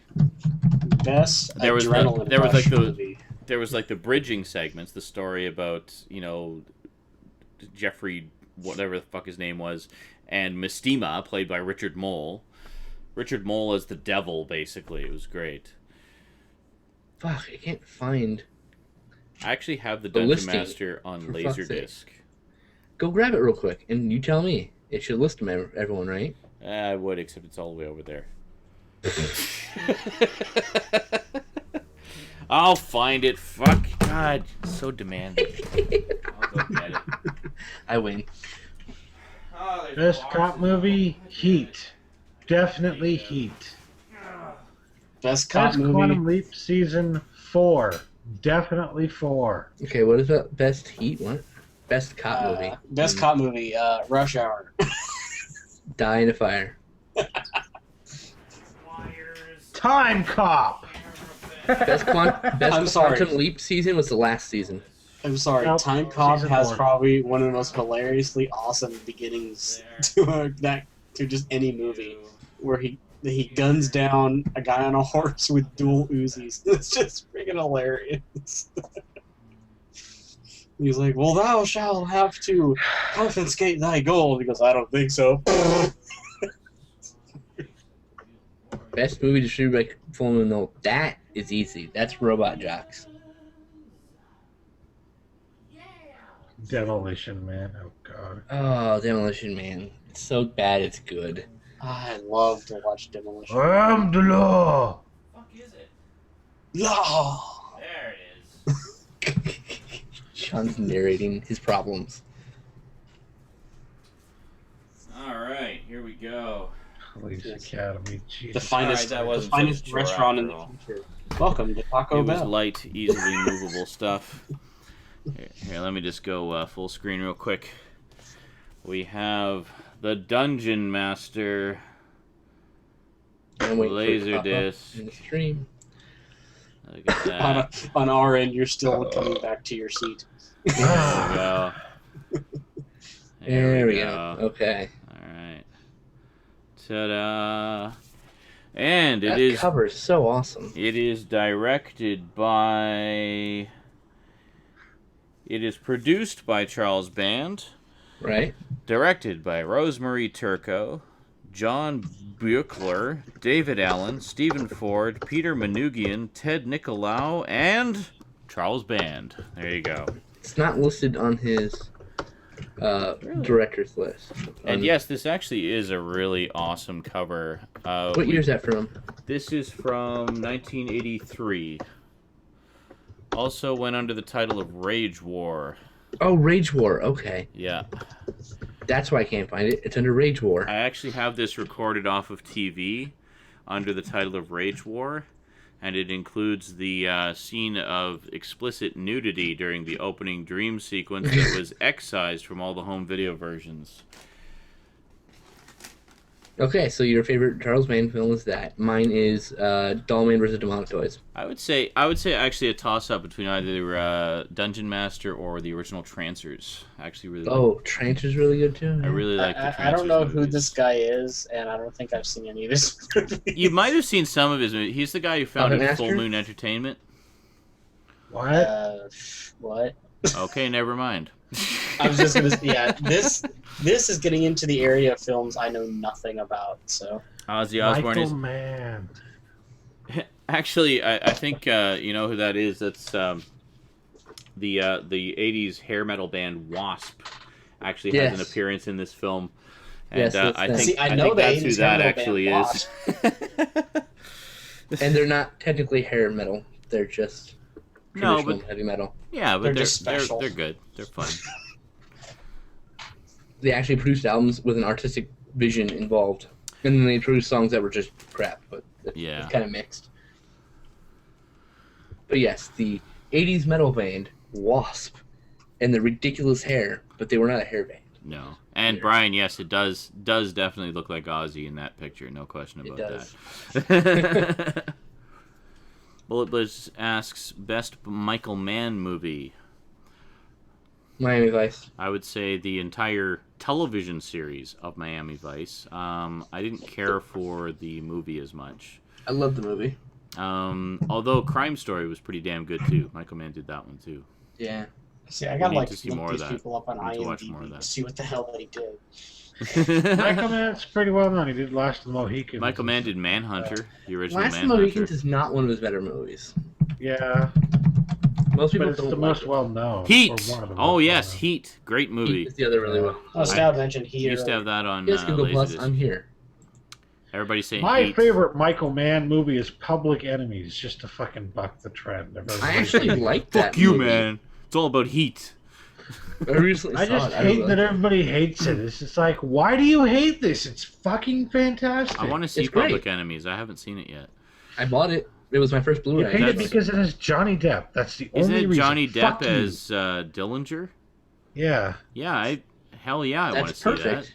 I, It was amazing. yeah, I'm gonna have to say the TV show Miami Vice because I haven't seen a single damn thing that he's done movie We wise. need to see The Heat. TV It's show one Miami of his finer Vice, films. a lot of Heat's people give great. it flack for being, oh, it's so 80s. But it's like, that's the thing that's beautiful about it. It is like a fucking time capsule of the 80s. And if you watch It it is. now, like in terms of the drama and the impact and the characters and everything, it still holds up. You know, it Flat takes Out's really good, place too. in the 80s, obviously. But in terms of like the drama and the stories and everything, it's great. It is awesome. Miami Vice And then- for the fucking win. I've owned Ali, the director's cut, for like almost 10 years. Oh, the and I've never Street seen it. Fighter. Sorry, I thought you were saying Spotted Feather. I thought you were saying Street Fighter is the best martial arts movie. Like was Jean Claude The Van Raid Damme Redemption really? is the best martial arts movie. Of course. Yeah, Michael Mann produced the TV series. If you say The Keep, oh god, I hate you. We did say it. What were we just talking about? We were just talking about Miami Vice a lot. Just not the movie. I like the movie- movie. The biggest problem I have with the movie, other than the fact that there were issues I had with the movie, other than this biggest problem, but the biggest problem I had with the movie is it's Miami Vice the movie. Where's the fucking theme song? Seriously! It's You couldn't like have It's it a in the different ending thing. title somewhere? Like even there? that's true. Even a reinterpretation. I of mean, it you would- could have had it in there anywhere, and you can't have Miami. I mean, fuck. That is one of the most iconic theme songs ever for television, ever. It is like one of the greatest theme songs ever made, period. Right up there with the Doctor Who theme. You know, it is that iconic as far as I'm concerned. Even people who've never seen the show before hear that theme and it's like, oh, that's Miami Vice. You know, they just know it. But let's not put it in the Dragon fucking 36, movie. Enter the Dragon 36 Chambers, they can't, no, those are not good representations of martial arts. Look at the Raid Redemption. Look at it. Look at it. Look at it. Open your Seriously. eyes. I've Come never back seen and it. I don't know what you're reevaluate talking it, because the problem with older kung fu films is they didn't show enough of the martial arts. They showed quite a bit, about. but they Oh, I see what you're didn't. saying. So it's not like, especially Bruce Lee. No offense to Bruce Lee, great martial artist. He did not showcase enough martial arts in his movies. I'm gonna go for a smoke. I'll be back, and I need to get a refill. Alrighty. I think I know Eric's favorite kung fu movie. Would it be Kung Pao?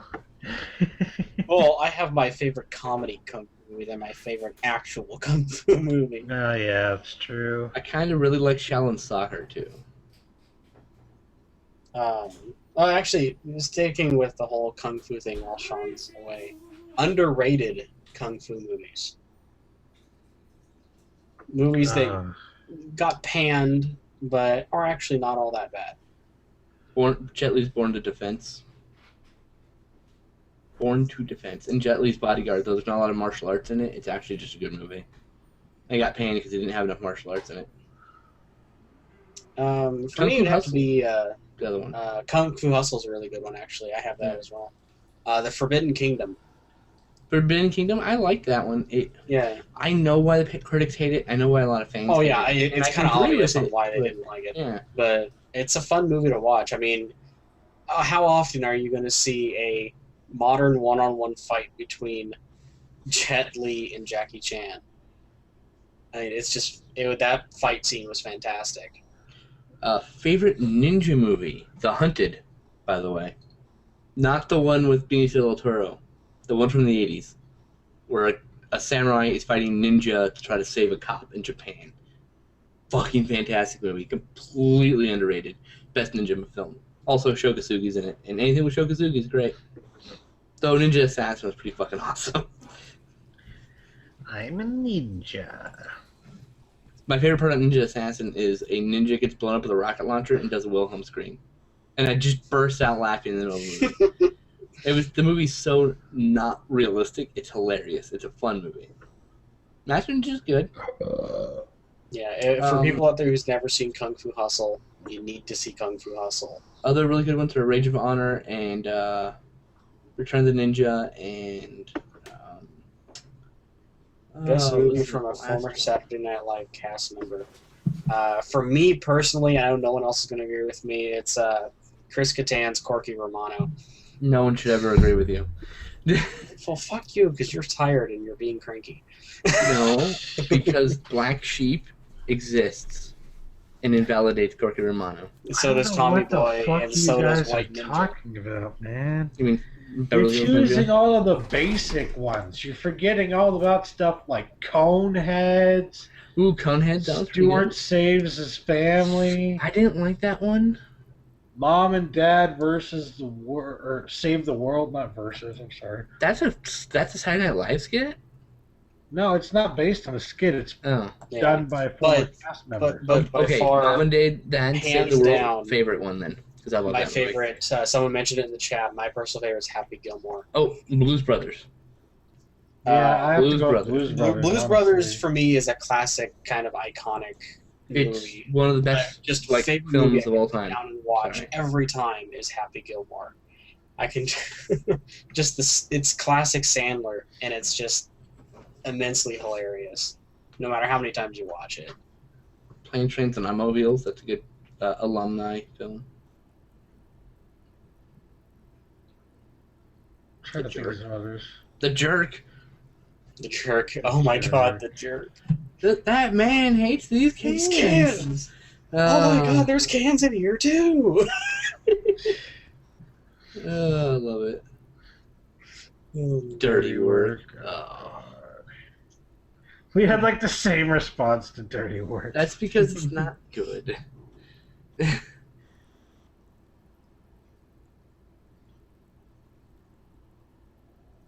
Kevin Smith. Um,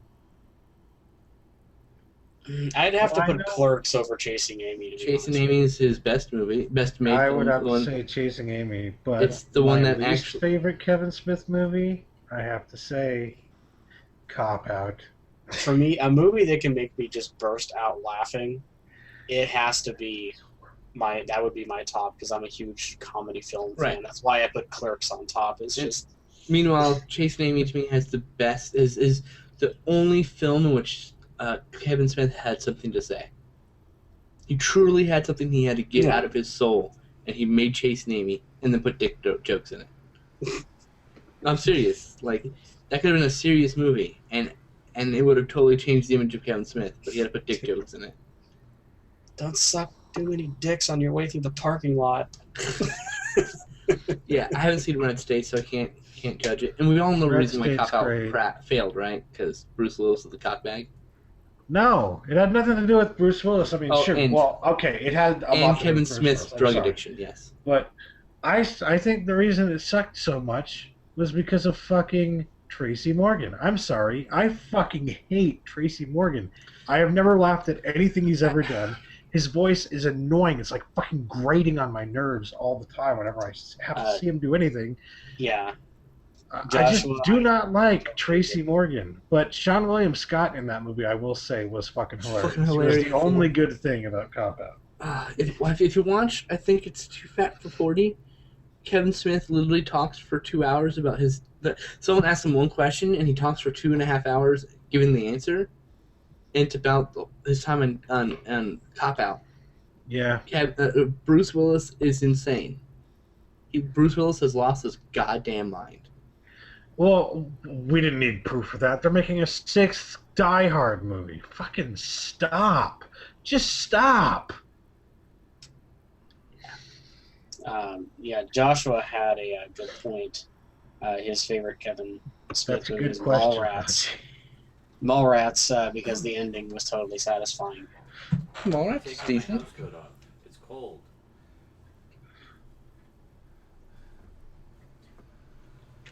I God. don't know. I've been up for almost 40 hours. I don't even know who Tracy Jordan is. I don't know if I would choose Batman. Tracy Morgan or Fran Drescher. They're both bad choices. Oh, and also in Kevin Smith's. I don't have my headphones Freeze, on. I'm just looking at the screen. Freeze. And I just Freeze see giving- Skinslip rambling about something.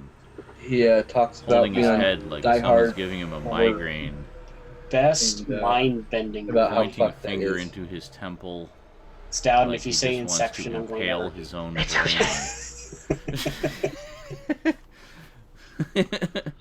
Okay, I'm Best back. mind-bending movie. Okay. I'm Altered going to go with States. either The Jacket or The Machinist. And I'm going to have to say The Machinist is good.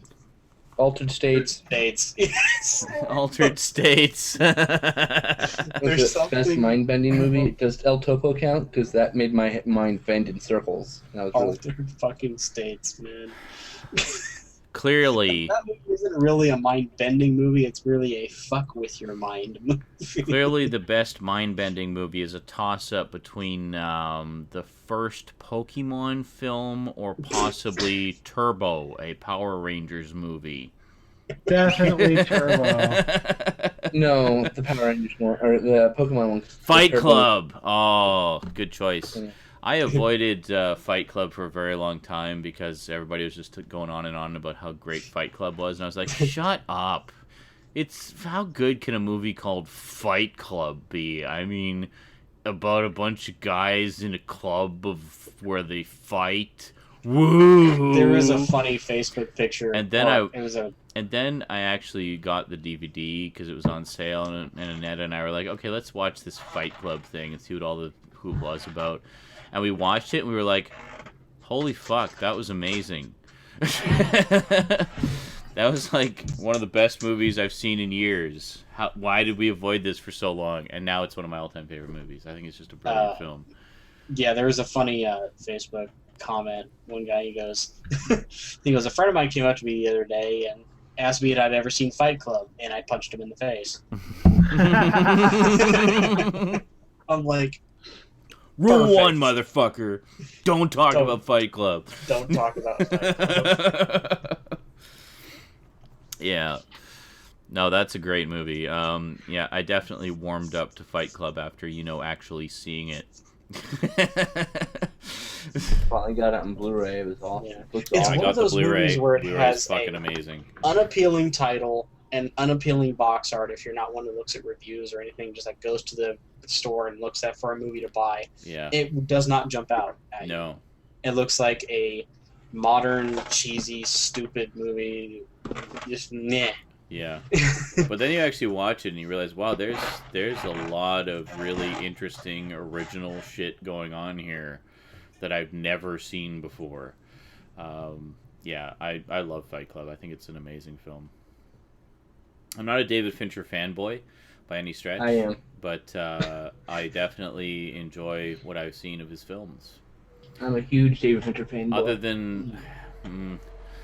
I'm kind of torn on Alien 3 now. I used to just hands down hate it. It's like, fuck Alien 3. Alien 3 sucks balls.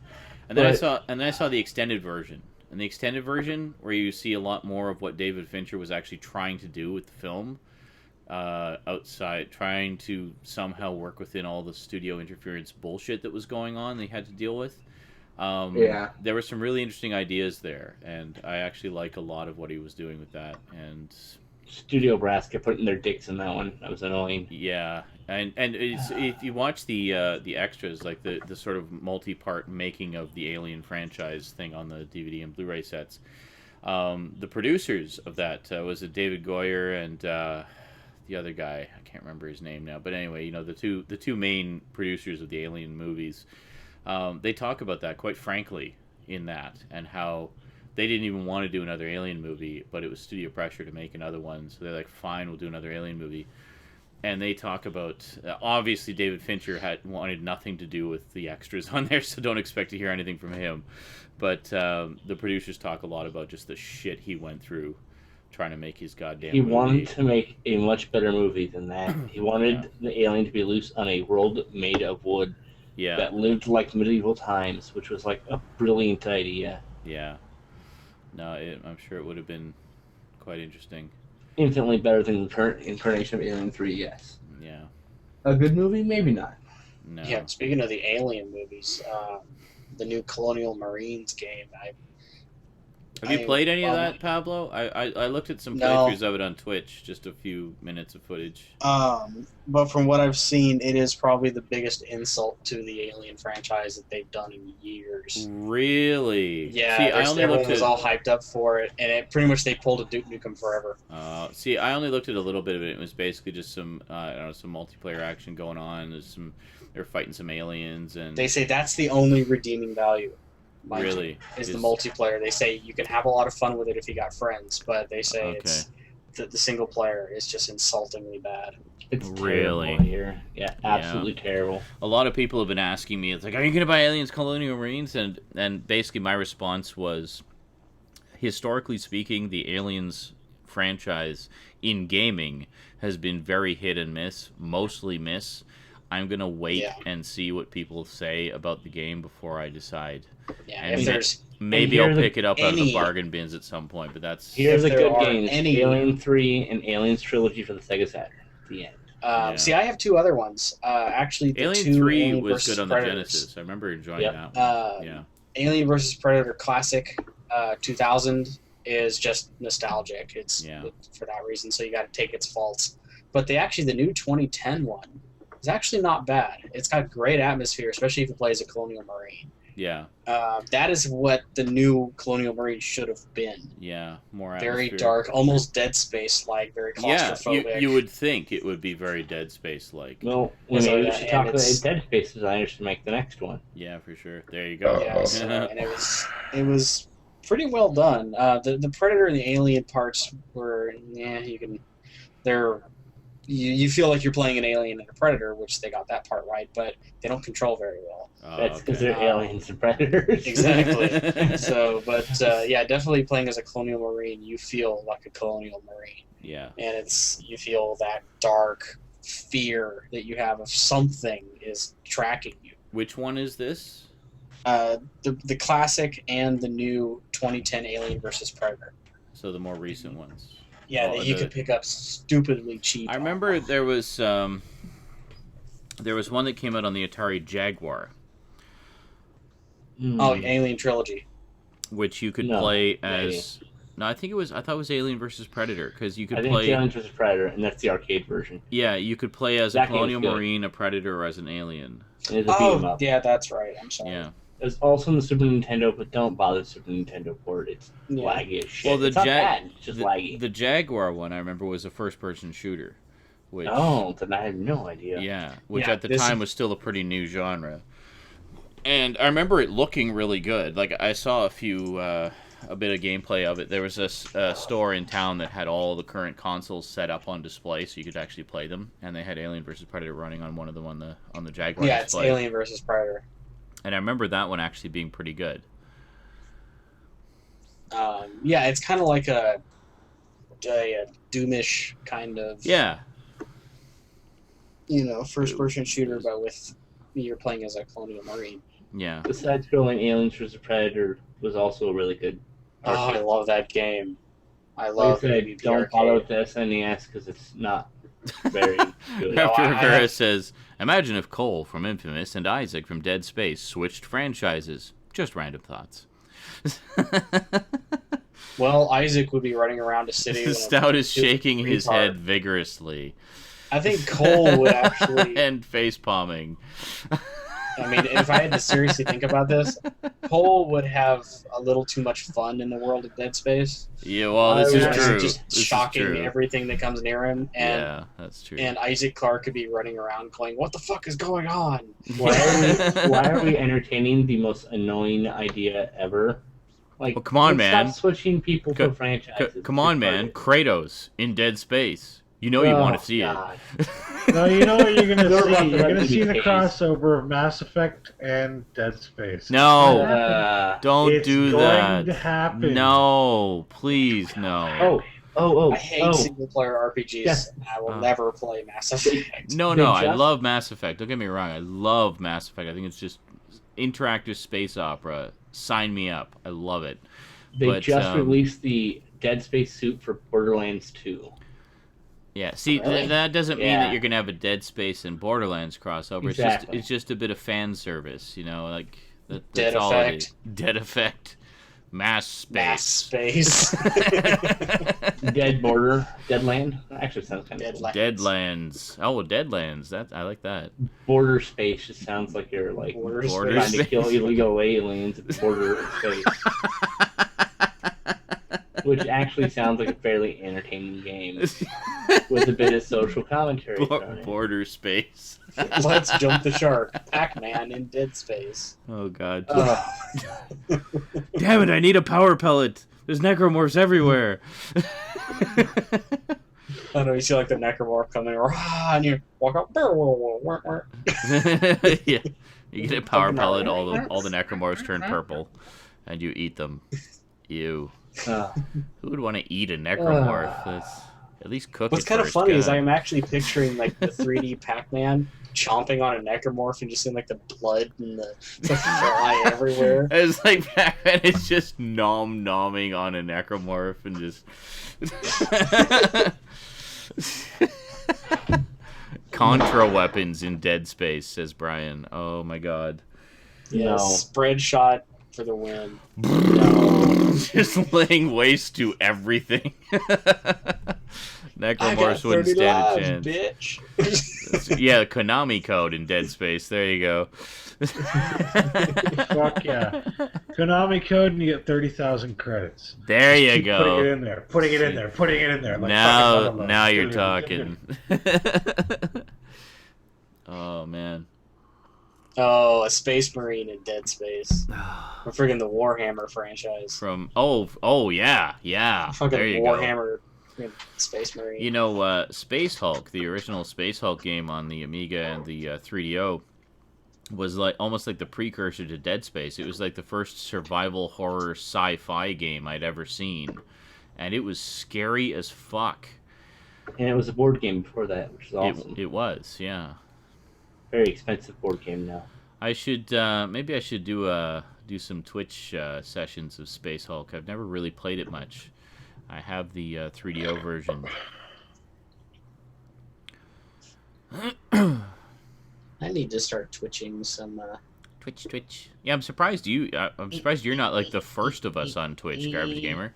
I know. But you'd be all over that shit, man. Yeah. I mean, I have dude. some interesting ones I could seriously stream, like some kind of off Serious the streaming. wall. One that I thought would be kind of funny is stream Dr. Sulfur's Night Lab.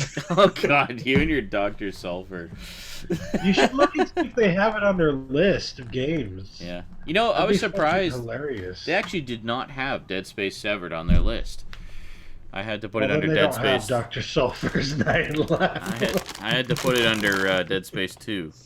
So people would be tuning in wanting to see Dead Space 2 and like, what the fuck is going on? Who's this I think Gabe it's guy?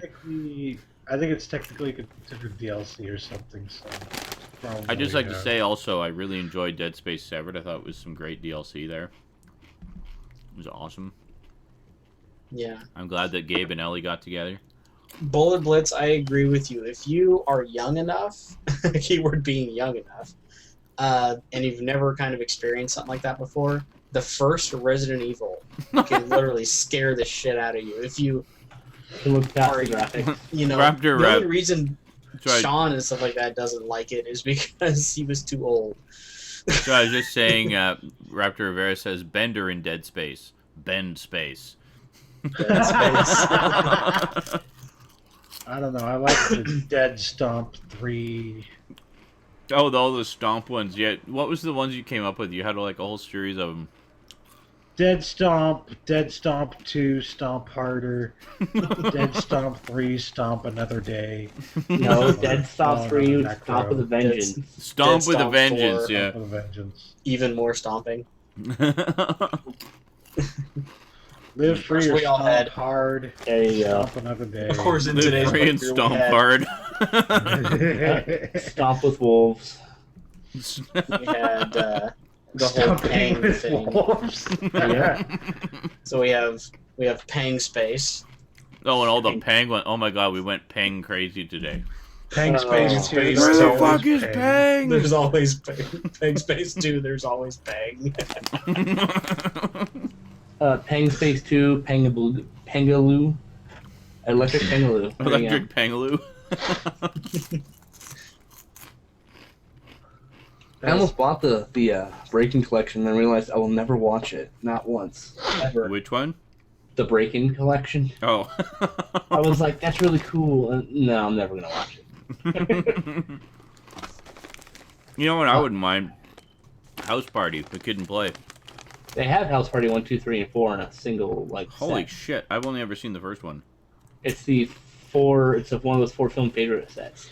Really? Yeah. Like $9. Yeah. Oh, that's I not mean, bad. you watch it now, it doesn't hold up, but it's still one of those movies from, like, if you were around when it was On HBO on Infinite. popular, you know, if you were in House the right Party mindset, 2 it was just pretty like, good. I don't Yeah. remember the rest.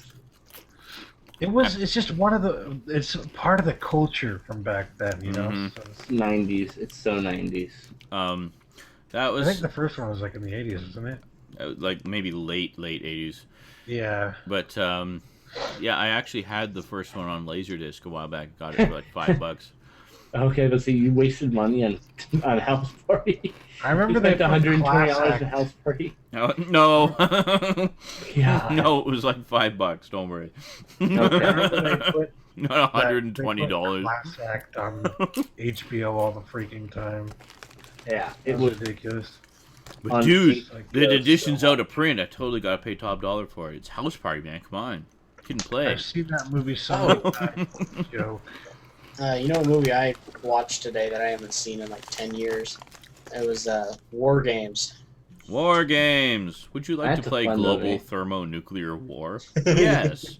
Well, That what's sounds kind of like funny fun. though is I had a PC game way back when I was little called Way Cool Windows Games, and when you booted the game up, it actually had the audio clip from War Games. It had the bro going, "Shall we play a game?" It's like awesome. That's great. And then that movie is just, yeah, it's it's something else. I can tell you that. I haven't seen the second one. Well, I don't even consider it really a second one. It's been so long. You can't War just do a Games? sequel after like 20 fucking years. yeah. Yeah. There's name of a sequel. Oh, good lord. Don't In bother. like 2010 or something. Yeah. Hmm. For a long time, Operation Takedown was considered War Games 2, which is not Hmm. at all War Games 2. Hey, No. no Matthew Broderick, no War Games 2. And There you go. Well, Operation Takedown was a TV movie about the takedown of Kevin Mitnick. oh, People just, in foreign markets, they labeled it as War Games 2 because it sold. I'm sorry, guys. I haven't slept in 40 hours. that's so. okay. No apology necessary. We completely understand.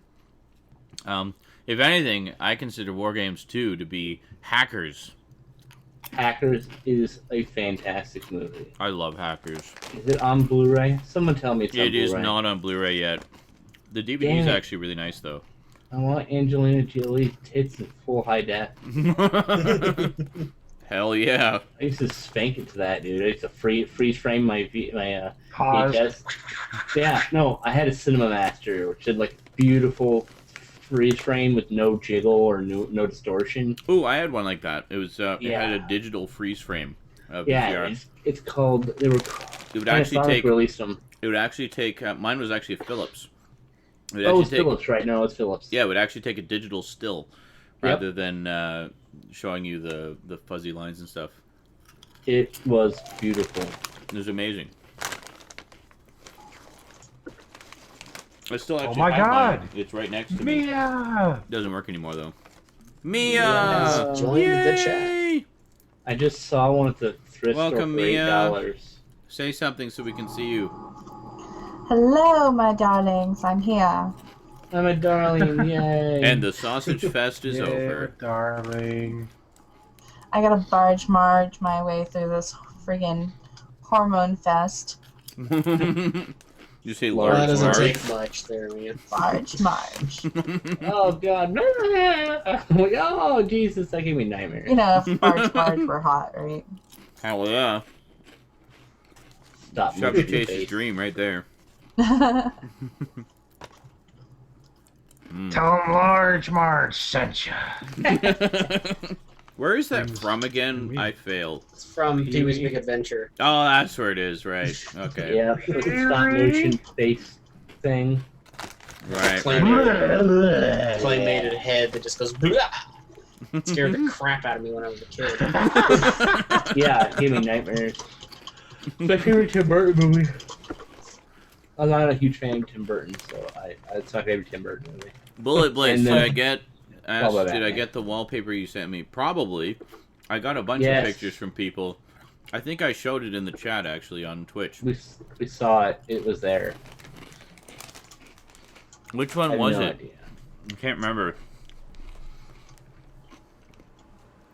Yay, got my tag on. Sweet. Yay! I probably did. I'm assuming it was Dead Space related. Oh, that was a nice little I got my tag on dance. I like all things Dead Space. I actually found some pretty good pictures for the Dead Space titles for Dead Space 3. He is Get over there, Mia. Most overrated movie, the entire Twilight franchise. That was easy. Move on. Next. Oh, Unison Dead Space. agreement. Oh, was it the stomping one? It was the one of Isaac stomping, right? Yeah. That's the one. Yeah, that one was awesome. See, told you got it. I stompingly approved. We all stomped when we saw that. That's We're right. like, yeah. We all did epic Isaac stomps. Alright, While come yelling, on. "Fuck you, motherfucker! God damn it! Die, die, die!" I Oh, love when he God. does that when you stomp repeatedly. Just fucking die already! Oh yeah, I love how they added him cussing just a blue streak when he stomps in the second one. Yeah, just like Die, stomp, fuck, stomp. Motherfucker! fucking die! And it's like when you stop, he calms down. He goes, God. Yeah. Yes. He And his stops. heart rate goes racing when he starts yelling and shit. It's Yep. great. Yes. It's really nice. It's touch. like I have a rage button now. I really liked, speaking of Dead Space, how in Dead Space 2 they really added a lot of little nuances to Isaac. Like in particular, thanks to the performance of Gunnar something. I can't remember his name now. The guy who does the Gunnar Wright. Gunnar Wright, yeah, who does the voice of Isaac. I thought it was great, and the whoever was doing the animation for the actual character really picked up on that and went with it. Like there's a moment where he sees a hallucination of Nicole and he's like, "I don't know what you are. Just leave me alone." And then Nicole fades away and he's just like, it's just like that last twitch. It was just so perfect for because he's just like trying to get his shit together, you know.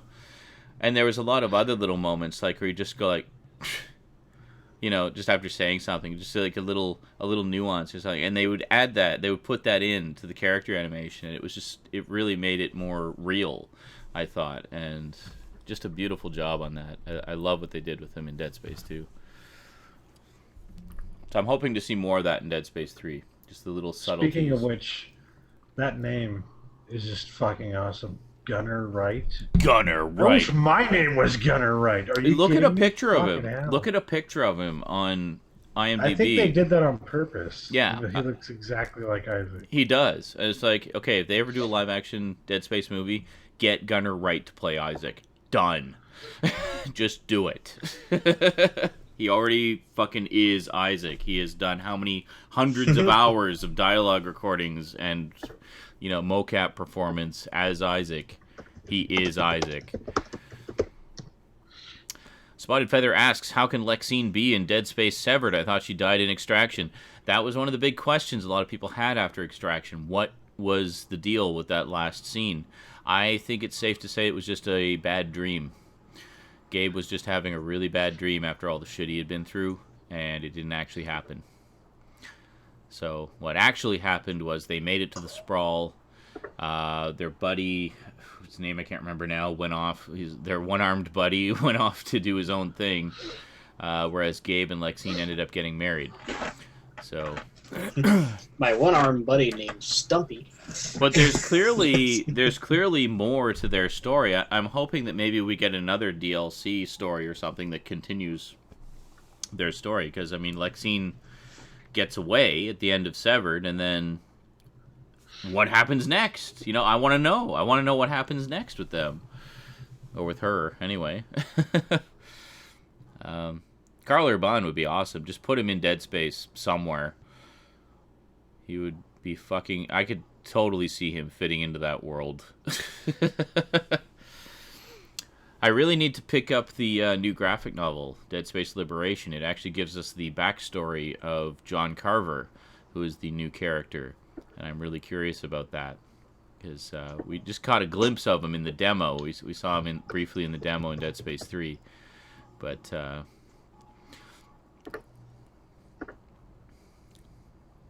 what the hell? Why'd you turn your cam off, Stout? Are you picking your nose? No, I'll be right back. Oh, okay. Alright.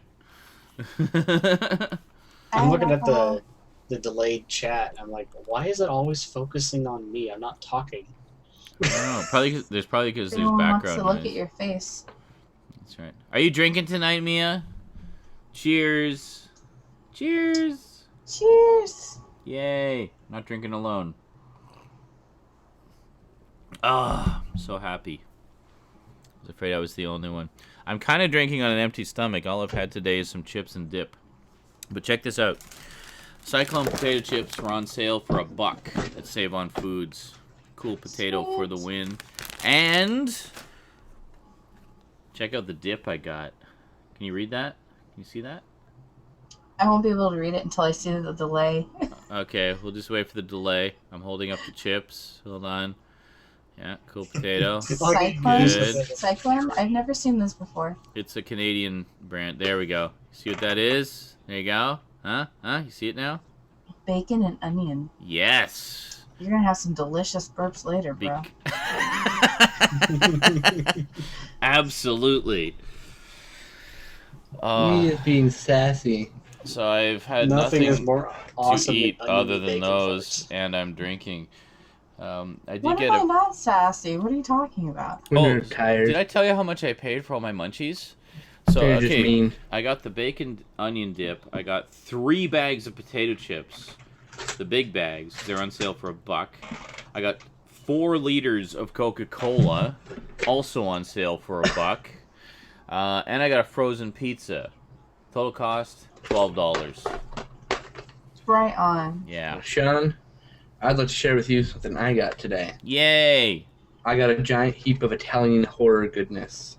Italian You got horror. a heap I of got- Italian horrors. Oh, Michel hold on. Seove's The Church. Oh, The Church. That's a great movie. Michel Seove's The Stage Right. Never seen that one. Nice. And I got Dario Argento Limited Edition Collection Volume 1, which is Inferno and... Oh, nice. I remember That's that's good. That's awesome. one of the old Collection Anchor Bay number 2. releases. Which Demons 1 and Demons 2. Demons 1 and 2. I still haven't seen And Demons Volume 2. 3 is Tenebrae and Deep Red. Both awesome movies. I have to see if Deep Red works. I think it's a damaged disc. Oh, really? That would Yeah. suck. Well, it's funny is I had all... These are all releases I used to have. Yeah. I sold to my friend Tim, who's doing the music video I shot today. Right. And he was like, "Oh man, I was supposed to, you're supposed to get these back for me. Like, I don't have any money." He's like, "No, you can just have them back." I was like, cool. So I just got them all for free back. It was like, That's awesome, dude. He's like the coolest dude. Yeah. Those are some awesome movies. I've seen most of those. There's a couple I haven't seen. I've actually seen almost none of these. I've seen Demons. Really? Oh, Demons That's is it. great. Demons is a blast. That's such a fun horror movie. I still haven't seen the second one, but yeah, Tenebrae is fantastic. Deep Red is fantastic. Easily two of Argento's best right there. Inferno, honestly, I still don't remember really anything about it. I need to watch it again. Everyone is very split in Inferno. Yeah, it's definitely not as good as The Suspiria. divisive film. Yeah, it's definitely not as good as Suspiria, but it does have some pretty striking imagery and cinematography in it, as is, you know, all Argento movies do. What was the other one? Oh, Phenomena. I know people are kind of split on Phenomena as well. I actually really liked it. I thought it was really good, and I find it interesting that what's her face, Jennifer Connelly, did that around the same time that she did Labyrinth. Yeah. So she was doing like the kids movie and the Italian horror movie of doom all at the same time. You know. Yeah, Deep Red's broken. I don't know what happened to it. Oh, that sucks. Ooh, that's a fucked up disc rot. That's probably what happened. Oh no. I mean, these are 12-year-old releases. I was gonna say those are pretty old. Yeah.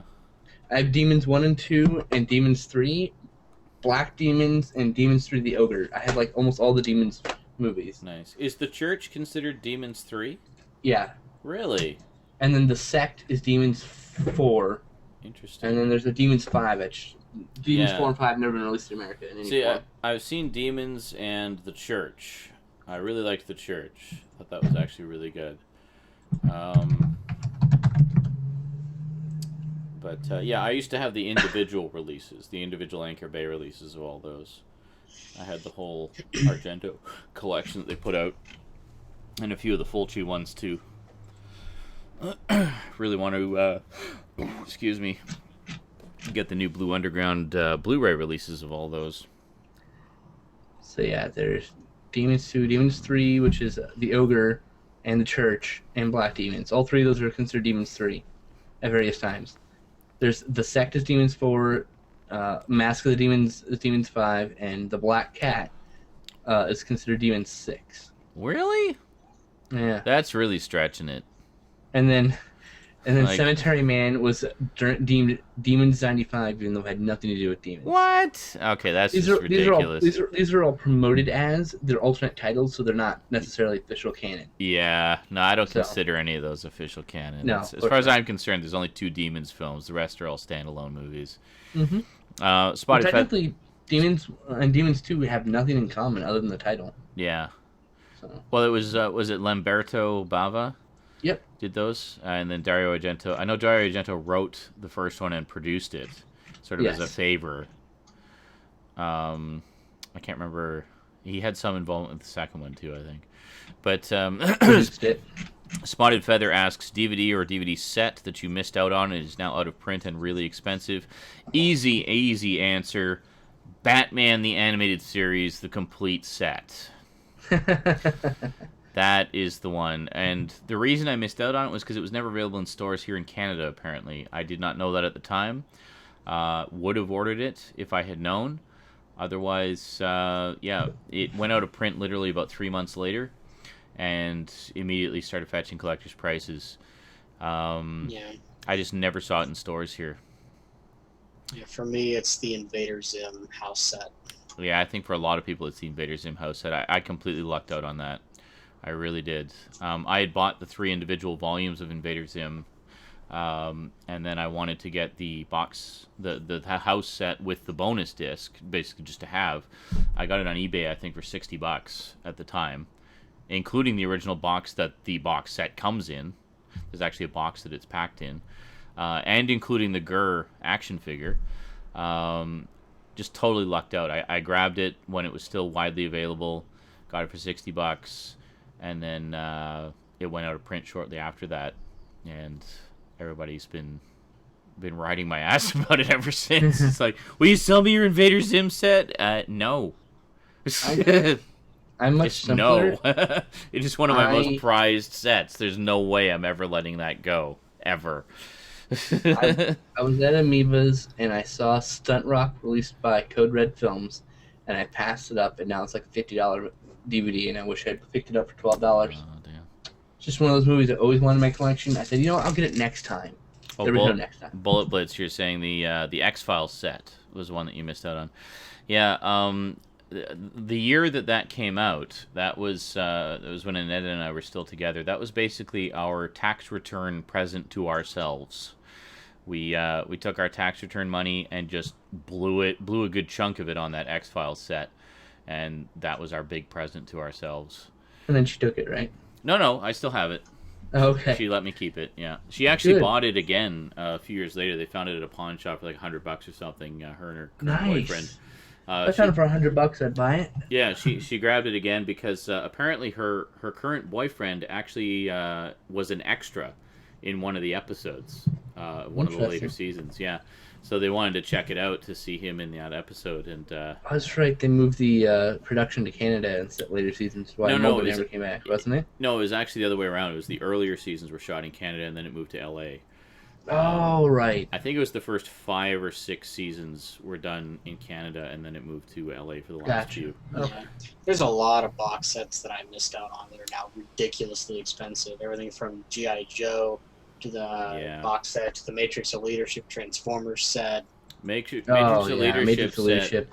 The Matrix of Leadership set, I was lucky. I contributed some content to the set, so Shout Factory actually sent me a free set as a thank you. So that was pretty nice. My name's actually in the bonus book. If you look in the extras book, it's actually under special thanks, Sean McLean. And same thing with the G.I. Joe set, sort of. I got my name in the book. I didn't get a freebie of it, though, but I did get it as a Christmas present from my mum. So I got both of those sets for free, one as a gift from Shout Factory and one as a gift from my mum for Christmas that year. So I was lucky. I have a copy of just the Foot Locker itself. The Foot Locker's awesome. It was a pretty cool set. It's kind of poor construction inside, honestly. It's got some cheap glue, but it's nice to have. And I also noticed the hubs that hold the discs were really tight. Well, and I just took a bit of working to get the discs in and out. Now it's fine. If you work them in and out a couple times, it's fine. But I was so paranoid about snapping the discs in half at the time. I was at a convention and I just saw someone had just the box, just the Foot Locker itself. And so I bought it for $7. I keep my G.I. Joes in it, actually. You keep your G.I. Joes in the Foot Locker? Yep. That's awesome. That's where they belong. Hey, well, there you go. My only 2 big major box sets that I have is the recent Dark Knight Trilogy set. Ah, there you go. And I also have the I Am Legend 3-disc Ultimate Edition. I need to get that again. The one that I did a review of a few years back was actually Anetta's, and she took it with her and sold it. But I got that set for a ridiculously cheap price. $30 at Best Buy. Oh, I got it for like $6. Yeah, it's even less than that. If you go to Amazon, Amazon often has it for cheap. If you get it through a third-party seller, even cheaper. I got it for $30 brand new for $6. Yeah. Sent to my house. That was with shipping. Wow. It was ridiculous. Awesome. I got it for $30 when it was still going for money. So I did okay at the time. Now I'm like, oh. Yeah. No, it's a nice. I definitely want to get that I Am Legend set because I have Last Man on Earth, the official DVD release from MGM. Plus, I also have not a bootleg, but like one of the public domain releases as well. I've also got I Am Omega. That's oh God. I don't have I Am Omega. Asylum. That's the Asylum version. No, if you did, I'd defriend you instantly. That's terrible. No. I've seen it. I also have the Omega Man Blu-ray is what I meant to say. I've got that. Omega Man. So really, I want to get I Am Legend as well to round out the collection of the adaptations of that story nicely. Plus, I actually really liked that movie. Plus, that collector's set is really nice. If only for the art cards and stuff that it has.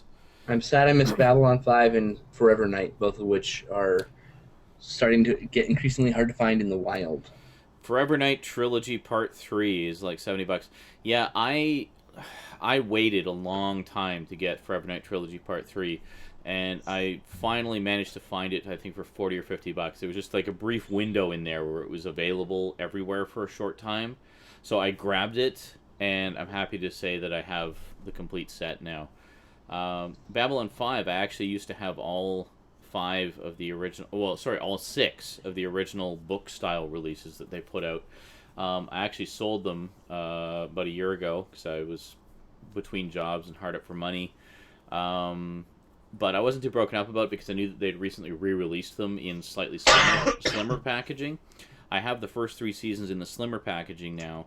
They do come with the original booklet as well. Oh, so good. So you get all the same content and all the same disc content. It's just slimmer packaging. It's not the book. And actually, the way that it's laid out, you actually get more interior art with the new packaging than you did with the original packaging. So the original packaging was just had like some space picture as the background. Starfield in the background, yeah. Yeah, whereas the new one actually has more, I think, character art inside. So you get a little bit more artwork, and they take up a little bit less shelf space. They don't all line up as nice with the 5s going right across. It was pretty cool having all 6 of the 5s there. But it is the same artwork on the cover, so you still get nice shiny artwork, which is really nice. I still need to pick up seasons 4 and 5, but And Crusade. No, I still have Crusade. I kept Crusade, and I kept the movie set because those 2 have not been re-released. And I also have Legend of the Rangers. The only one I still need to pick up is the Lost Tales. Yeah, I don't have the Lost Tales. I hear it's okay. Yeah, I heard it was okay, but it's definitely beating a dead horse by that point, unfortunately. And Frankenstein Conquers the World is also a fantastic release, and I'm glad I own that. I'm sad I missed Atragon was the one I missed. My absolute favorite season of Babylon 5 is right dead center, Season 3. Bar none.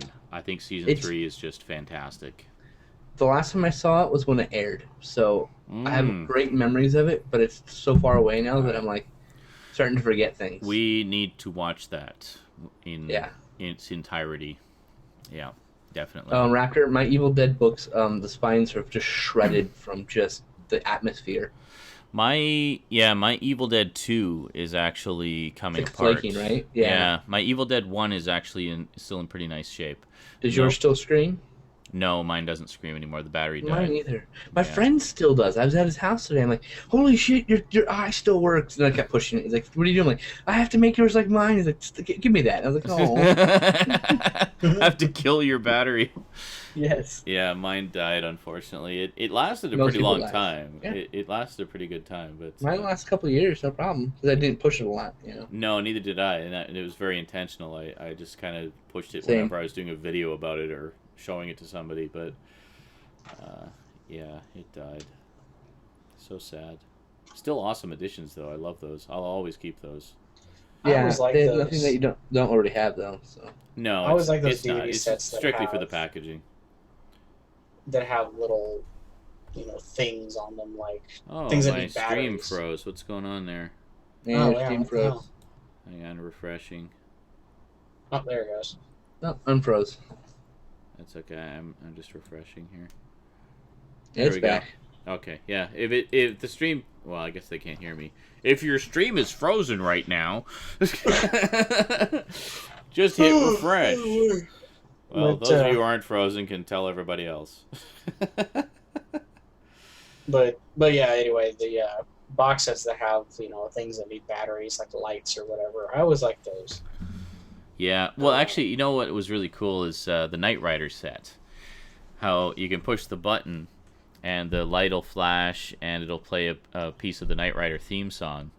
Right, yeah. There's actually a panel underneath the I guess where you open it up, where you can replace the battery. Yeah. Thank you, Universal. I have season 1 of 24, the tin. Oh, okay. Tin. Yeah. And it has a clock that counts down to 24 hours. And nice. It just loops.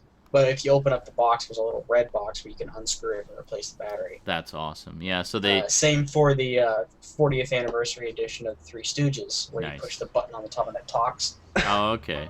Mine still talks, actually. Nice. But yeah, you can replace the battery on that one, too. But I was happy to hear that I still need to get the Knight Rider. I really need to get that, because I just loved that show when I was a kid. Fucking David Hasselhoff for the win. The one I was actually really happy to get though was the Incredible Hulk set. When Amazon started selling it, when it originally came out, it was like $100 or more. But about a year ago, Amazon started selling it for $30. It was like $30 For the entire series of The Incredible Hulk? Fuck yeah.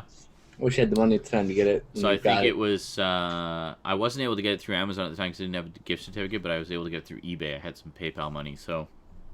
all the eBay sellers had changed their prices to reflect what Amazon was selling it for, God bless them. So, yeah, we got that. I got that. I'm so sad. I wanted that. It's a great set. Well, we watched the pilot movie not too long ago. And I remember we were all commenting on it at the time. It's like, wow, that was a fucking great pilot movie. It actually, the old Incredible Hulk series, Bill Bixby, Lou Ferrigno, really holds up surprisingly well considering what it is. You know, because, you know, when they did it, they played it serious. They played it psychological. They really got into, you know, the I don't know, just the serious side of that type of story. They just played it serious. It's not played cheesy really at all. And that was why... Who's flipping there? No, they asked me to flip them off up? so they don't, because they think they were still in a loop, so they wanted me to flip them off. Oh, so okay. They knew they weren't in a loop. I was like, why are you randomly flipping me off? Am I somehow dissing the Incredible Hulk series? No, I'm jealous of you, that's why. Fuck you! Because you own it and I don't. Yeah, but see, I own it and I have fast internet, so I can stream it and we can watch it. Okay, cool, I'm live. Thanks. Yeah, thanks for flipping me off. Yeah. I'd really want to use Universal Monster Legacy sets. That's just something I always wanted to get. Which one are you talking about? The ones that I have? The green ones. Yeah, the green ones. Yeah, those are nice. I mean, the main reason to have those obviously is to have the complete Universal Monsters saga, basically, of all the big ones. Anyway, doesn't have all the standalones, obviously, but there's actually another set out that has most of the standalones on it. But yeah, the Legacy set is great. Yeah, at the very least, Raptor Rivera says he's only got the Frankenstein set. At the very least, get the Dracula and Wolfman sets. There you'll have the whole Monster Mash trilogy between the three of them, where they all team up or fight each other, depending which one you're watching. And you'll have all the individual ones too. Yeah, it's awesome. It's a Creature's the best. Which one? Creature. I love them. Really? Are you a big Creature fan? Absolutely. Really? Gilman's amazing. Gilman. So you must have really liked in what was it? Cabin in the Woods, where the guy kept getting. He was also despondent. It's like, aw, I was really hoping they'd pick the Gilman. It's like he had the conch in his hand. I know.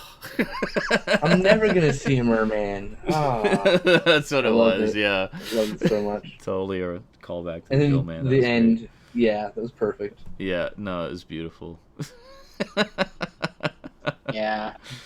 Such Raptor a good movie. has that, and of course Sean's best out-of-print set is the real Ghostbusters. The real Ghostbusters. Yeah. Is that out of print now? I thought it was. I thought it was still available, just not with the steelbooks. The steelbooks are out of print. Oh, okay, the steelbooks. You bastard. Steelbooks are nice. You crack-smoking bastard. Joshua Van Meter says The Incredible Hulk Returns is dumb fun. Hell yeah, I love Thor in that. Thor is amazing. Thor is just a riot. And I love the actor who played Thor. I remember seeing him in a lot of stuff around that time period. And I really thought he was going to be a lot huger than he turned out to be. But huger. Yeah, but I remember seeing him. He was a really good comedic actor, actually. I thought he was a really funny guy. Returns was Daredevil, wasn't it? Which? Oh, no, it wasn't. No, Trial. Trial was Daredevil. Yeah. You didn't like that one? No, I'm just tired. I can't remember. Oh, okay. No problem with either of them. Actually, good. Trial is my favorite of the post-series movies. I know a lot of people didn't like the costume of Daredevil, but I really liked the characterization of Daredevil. Like, I really liked the actor who played Matt Murdock and stuff, and I thought he and David Banner had a nice rapport going on. You know, they really helped each other a lot. Raptor Van Helsing was far from perfect. It was a giant steaming turd. And I wish, But you know I what? wish the prince would get destroyed and no one would ever see it again. You know, it's largely thanks to Van Helsing that we got the legacy sets, because the first 3 were I actually don't put out give as a shit. the first 3 were actually a tie-in to, like, a promotional tie-in to Van Helsing.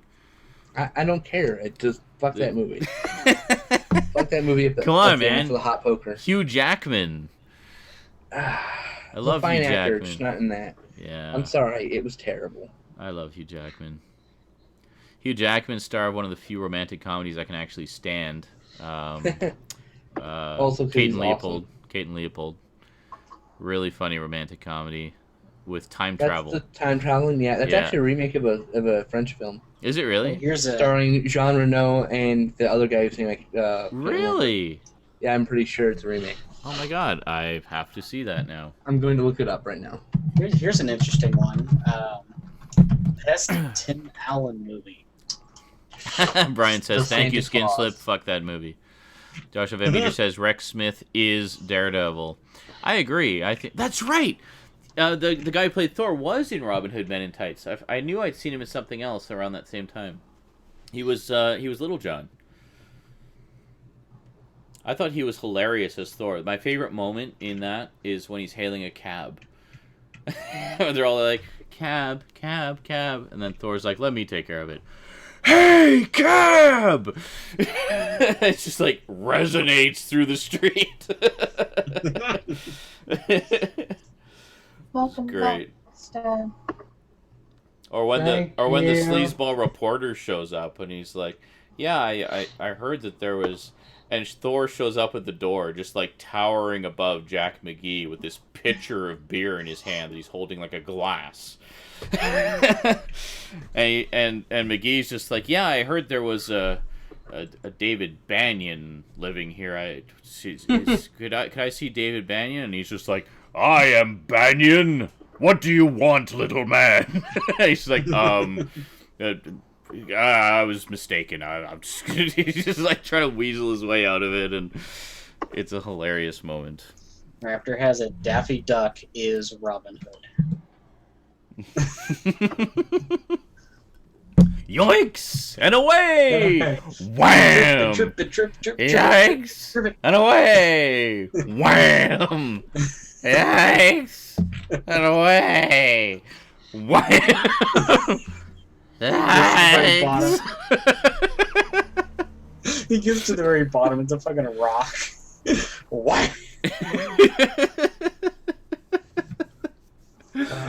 Classic Daffy Duck. I am so glad that I have that. That is on the Blu-ray spotlight set, or the Is it showcase set. Daffy Duck as Robin Hood? Oh, Yeah, so it's on Blu-ray and it's absolutely gorgeous. that one's so funny.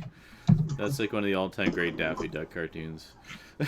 He's like, but what they don't need to know is that this is actually a bucket of quarterstaff. But he doesn't need to know that. Have any of you guys seen Pluto Nash with Eddie Murphy? How bad is it? It's terrible. How about I rip your testicles off and make you eat them? I have not seen Pluto Nash with Eddie Murphy, but I have seen Leonard Part 6 with Bill Cosby. And I really don't remember anything about it. I think I immediately blocked it from my memory. That was my experience with Pluto Nash. I remember that Alka-Seltzer saves the day in the end. That's the only thing I remember about. And Ghost Dad was the best movie since Leonard Okay. Part 6. So Sean, Hey, don't be dissing Ghost Dad. I love Ghost Dad. Directed by Sidney Poitier, man. Sean, I was getting Just Visiting and Kate and Leopold mixed up. I apologize. Sorry, Just what? Visiting is a remake. Just Visiting is a remake of a French film. Oh, okay. And Kate and Leopold's his own thing. I got it. Oh, mixed up. okay. My bad. Well, that's okay. Jean Reno. Anything with Jean Reno, I'm fucking there, man. He's awesome. Are you still there, Sean? Yes. I already clicked yes. Thank you. Thank you very much. But yeah, if you guys have never seen Kate and Leopold, definitely check it out. It's even if you don't like romantic comedies, it's fun. I mean, it's Hugh Jackman, Meg Ryan, Also, Just Visiting is hilarious too. and what's his nuts? Liev Schreiber, whose name I can never pronounce. I think he actually did it. Is that it? Okay? Liev Good. Schreiber. I am revising my original question from earlier. Realizing. Best Tim Allen film. Best hard Tim Allen film. To be honest, Santa I feel Claus. like Toy Story. Hello. I mean, Santa Claus. okay, live action Tim Allen movie. Oh, All right. Well, bastard. probably the Santa Claus then. Yeah, the Santa Claus. Yeah. Is everybody forgetting Galaxy Quest? Oh, shit! Favorite. Galaxy Quest! Oh my god! Apparently we all Yeah, forgot Galaxy Galaxy Quest. Shame Galaxy on us Quest. for existing. Yeah. Absolutely That is Galaxy Quest. the greatest live action Tim Allen movie in the history of ever. Yes. Galaxy I love Quest. Galaxy Quest. Is awesome. Rosie even loves Galaxy Quest, and she's never... Mm-hmm. Rosie's my 5-year-old daughter, by the way, for those who don't know. Even she loves it, and she doesn't obviously get any of the Star Trek references or anything. She just loves it on its own. It's just there's just something about that movie. It's It's funny. just so entertaining. You know who's so hilarious in that is... what's his face from Moon? Sam Rockwell. Oh, Sam Rockwell. Yeah. Oh, Sam Rockwell is just pricelessly funny in that movie. Speaking of Moon, Why did you open the door? We're on an alien planet. Do you even know if there's air? This is like, It's a rock. It doesn't Seems have any okay. vulnerable spots. Like crap, Thor's hammer? I shall avenge you. Oh God, so many good parts. What happened when you teleported it? It was inside hey, out, Vermin's here. and then it exploded. Oh my god, Muska's here. Hey, Muska. Thanks for coming out. Long time no see. That is the greatest line in that movie. Yeah, we started a bit late tonight, so we're probably going to be running a bit late. Oh man. So feel free to hang out and join the party. I've been up for 40 hours. It's worse than when I'm drunk. But you're so civil. It's not. It's just not the same, man. You need to involve alcohol in the process somehow. Next week, if I have sleep, I will get drunk on cam and insult everybody, including Sean. Excellent. See, that's the thing. Good. If you haven't had a lot of sleep, you do not want to be drinking because Well, that's you're true. not going to get any fucking rest. No, it'll just annihilate when you. do sleep. Yeah. I'm not stupid enough to just fuck myself over, so. No.